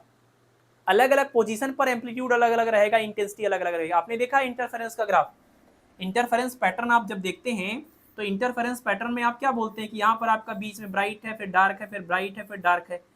तो यहाँ पर अलग अलग समय पर नहीं, अलग अलग पोजीशन पर इंटेंसिटी या एम्पलीट्यूड अलग अलग होता है। और यहाँ पर एक ही जगह पर जो अभी राइज दिख रहा है वो अगले टाइम पर फॉल बन जाएगा, और जो अभी फॉल दिख रहा है वो अगले टाइम पर राइज बन जाएगा। मतलब मैक्सिमम और मिनिमम को राइज और फॉल बोलते।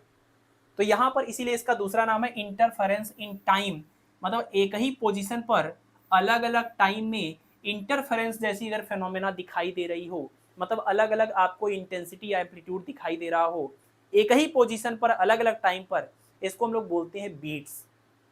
तो अगर दो लगभग सेम फ्रीक्वेंसी वाले साउंड जाकर के आपस में ओवरलैप करती है तो आपको साउंड कैसे सुनाई देगा, राइज मतलब ऐसे आवाज तेज, उसका एम्पलीट्यूड बढ़ेगा, इंटेंसिटी बढ़ेगी, फिर फॉल यानी कि उसकी इंटेंसिटी घटेगी, फिर राइज यानी इंटेंसिटी या एम्पलीट्यूड बढ़ेगा, फिर फॉल। मतलब आप ऐसा इमेजिन करिए जैसे एम्बुलेंस जो होता है उसकी सायरन जैसे बजती है, तेज धीमे तेज, धीमे, ये वही चीज है इसी को हम लोग बीट्स बोलते हैं, है ना। और जो जब तेज सुनाई देता है उसको हम लोग राइज बोलते हैं, जब धीमा सुनाई देता है उसको हम फॉल बोलते हैं।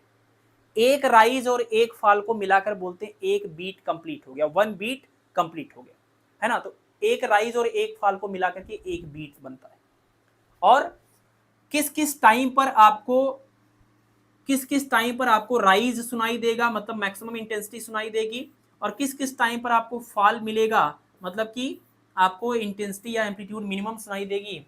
इसका यहाँ पर ये रिजल्ट आपको याद करना है कि टाइम t इक्वल टू 0 पर, मतलब जैसे दोनों ओवरलैप करेंगे, टाइम t इक्वल टू 0 पर पहले आपको राइज सुनाई देगा मैक्सिमम इंटेंसिटी, फिर 1/n1 - n2 टाइम, दोनों की फ्रीक्वेंसी का बिल्कुल उल्टा, इस टाइम पर आपको राइज सुनाई देगा, अगली बार इस टाइम पर राइज सुनाई देगा, अगली बार इस टाइम पर राइज सुनाई देगा।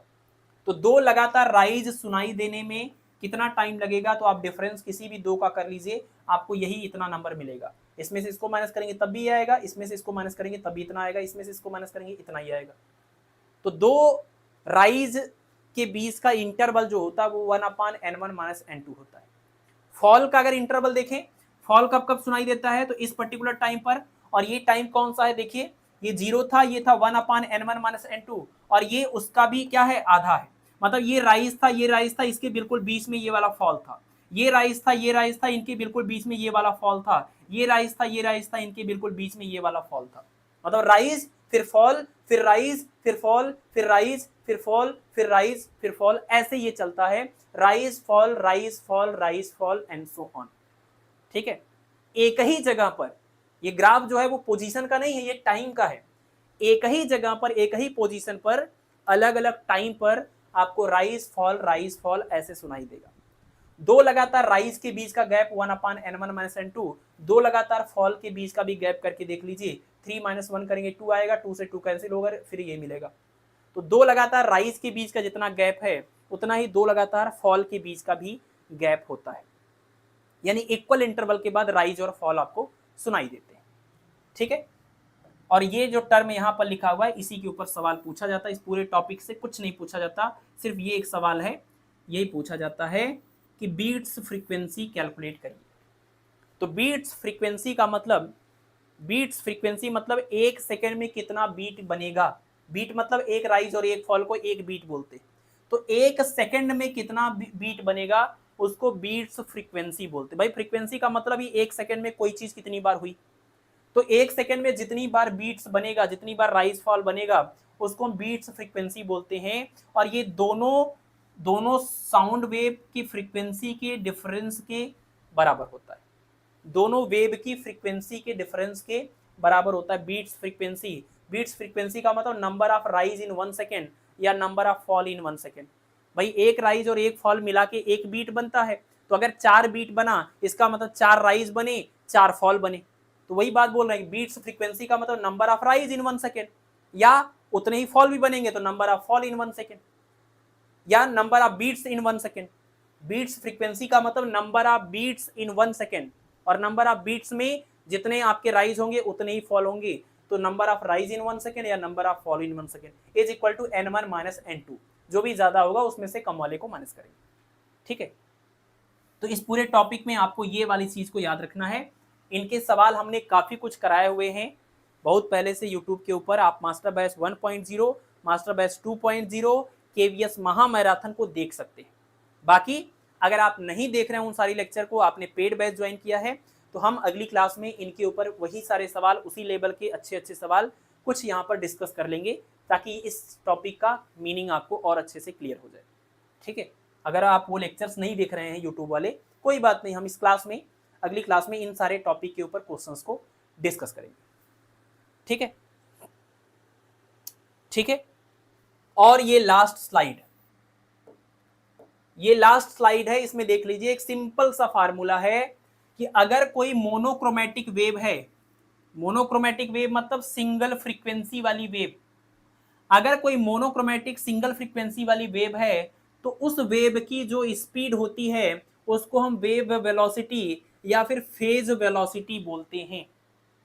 एक सिंगल वेव है तो उसी को हम वेव वेलोसिटी या फेज वेलोसिटी बोलते हैं। फेज इसलिए बोलते हैं कि अगर आपके पास ये देखिए कोई वेव है, पानी के अंदर जो वेव आपने प्रोड्यूस करी, इस वेव में आप देखिए ये जो वेव है, ये वेव जब यहाँ पर होगी ऐसी दिखेगी, यहाँ पर होगी ऐसी दिखेगी। होता क्या है कि इस वेव के अंदर ये जो पार्टिकल्स होते हैं, ये पार्टिकल्स आपके देखिए सभी के सभी सेम फेज में होते हैं। आपने वेव फ्रंट का कॉन्सेप्ट पढ़ा होगा। जब कोई वेव आगे बढ़ती है तो वो वेव फ्रंट के फॉर्म में आगे बढ़ती है। वेव फ्रंट का मतलब कि ऐसा इमेजिनरी सरफेस जिसमें सभी के सभी पार्टिकल सेम फेज में ऑसिलेट कर रहे हैं। जैसे अगर मैं बोलूं कि यहां से कुछ पार्टिकल ऑसिलेट कर रहे हैं और ये सभी के सभी ऐसे ऑसिलेट कर रहे हैं, ऐसे ऑसिलेट कर रहे हैं इस टाइम, यानी ये जो जितने भी ये पार्टिकल्स हैं ये सभी अपनी एक्सट्रीम कंडीशन में यहाँ पर पहुंच गए हैं, मतलब सेम फेज में ऑसिलेट कर रहे हैं।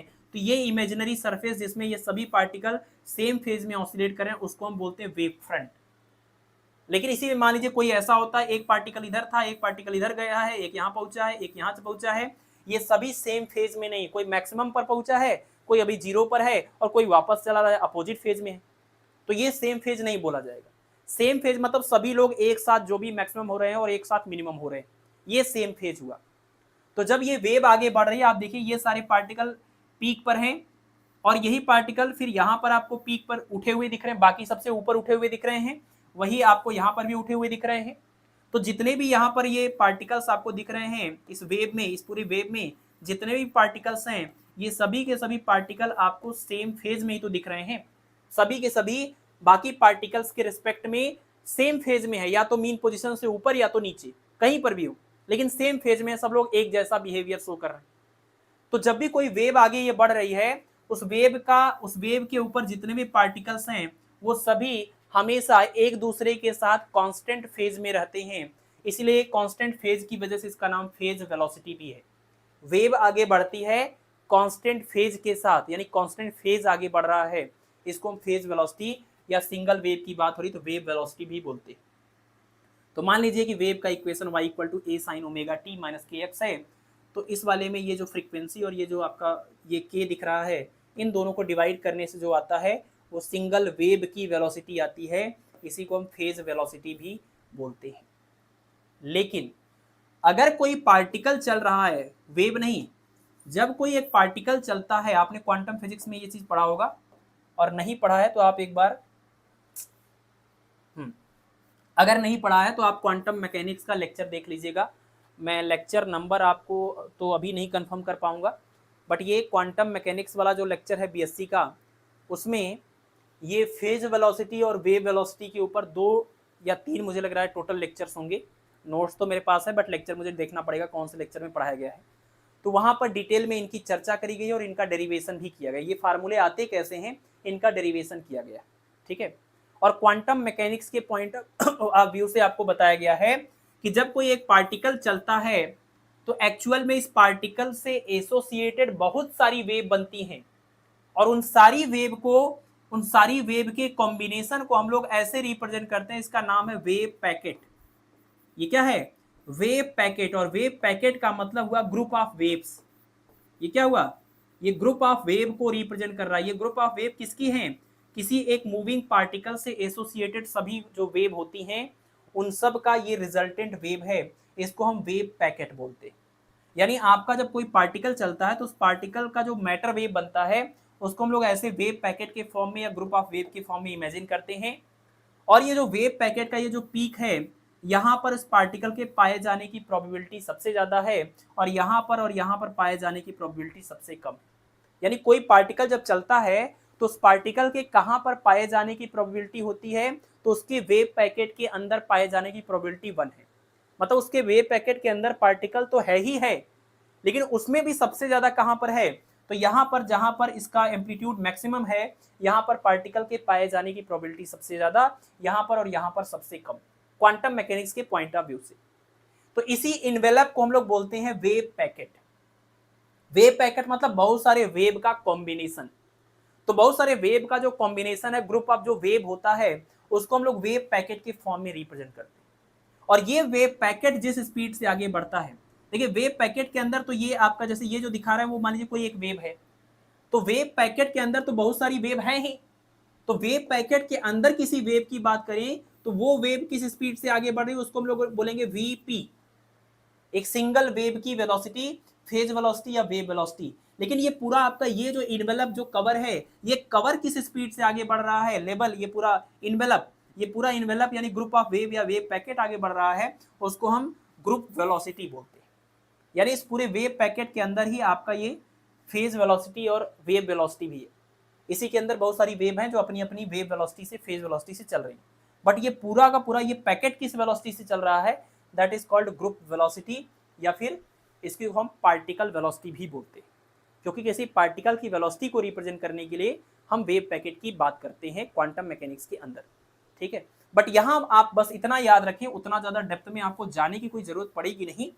आप बस ये याद रखिए, एक सिंगल वेव की बात हो रही है तो वेव वेलोसिटी या phase velocity formula omega upon के। बहुत सारी अगर वेव हैं, बहुत सारी वेव हैं, तो इन सारी वेव का जो रिजल्टेंट होता है उसको हम लोग वेव पैकेट के फॉर्म में रिप्रेजेंट करते हैं, जिसको हम वेव पैकेट बोलेंगे या ग्रुप ऑफ वेव बोलेंगे। तो ये ग्रुप ऑफ वेव अगर है तब उसकी जो वेलोसिटी है उसको हम इसको बोलते हैं ग्रुप वेलोसिटी। नाम से भी क्लियर है ग्रुप वेलोसिटी। इसका फार्मूला होता है डेल्टा ओमेगा अपान डेल्टा के या डी ओमेगा अपान में डी के। डेल्टा ओमेगा का मतलब जो भी दो वेव की अगर आप बात कर रहे हैं तो उनके एंगुलर फ्रीक्वेंसी का डिफरेंस, और डेल्टा के का मतलब उनके प्रोपागेशन कांस्टेंट का डिफरेंस। यानी ये ओमेगा 1 माइनस ओमेगा 2 और ये k1 माइनस k2, ये चीज होता है। तो Vg इक्वल टू डेल्टा के ओमेगा अपान डेल्टा के, अगर ये बहुत ही स्मॉल चेंज है तो डी ओमेगा अपान डी के। तो ये आपका हो गया group velocity, group of wave को रिप्रेजेंट करता है। और ये आपका जो है सिंगल वेव के लिए रिप्रेजेंट होता है, इसको हम वेव वेलोसिटी बोलते हैं, और ये कांस्टेंट फेज में चलता है इसलिए फेज वेलोसिटी भी बोलते हैं, ठीक है। सिंगल वेव के लिए फेज वेलोसिटी और ग्रुप के लिए, वेव पैकेट के लिए ग्रुप वेलोसिटी। दोनों के फार्मूले में क्या रिलेशन है, तो Vp equal to omega upon K और Vg equal to D omega upon D K. Relation इनके बीच की अगर बात करें तो दो तरीके से रिलेशन बनाया जाएगा। Vg equal to Vp plus K D Vp upon D K. अगर यहाँ के लिखेंगे तो यहाँ भी के लिखेंगे, अगर यहाँ लैम्डा लिखेंगे तो यहाँ भी लैम्डा लिखेंगे। के वाले फार्मूले में यहाँ प्लस है और लैम्डा वाले फार्मूले में माइनस है। बाकी ये बात क्लियर, यहाँ पर पी रहेगा। तो Vg इक्वल टू Vp और Vg इक्वल टू Vp ये कॉमन है दोनों में। तो Vg equal to Vp plus K D Vp upon D K और Vg equal to Vp minus lambda D Vp upon D lambda. ये general relation है group velocity और phase velocity के बीच का। अब कुछ बातें मीडियम को लेकर के होती है, लेकिन ये एक मीडियम बहुत ही जरूरी होता है।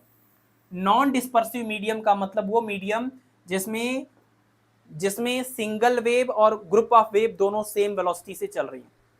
यानी नॉन डिस्पर्सिव मीडियम का मतलब ऐसा मीडियम जिस मीडियम में डी Vp अपान डी के ये वाला टर्म जीरो हो और D Vp upon D lambda ये दोनों जीरो हो जाएं। जैसे आप इसको और इसको जीरो करेंगे आपको मिलेगा Vg बराबर Vp, Vg बराबर Vp।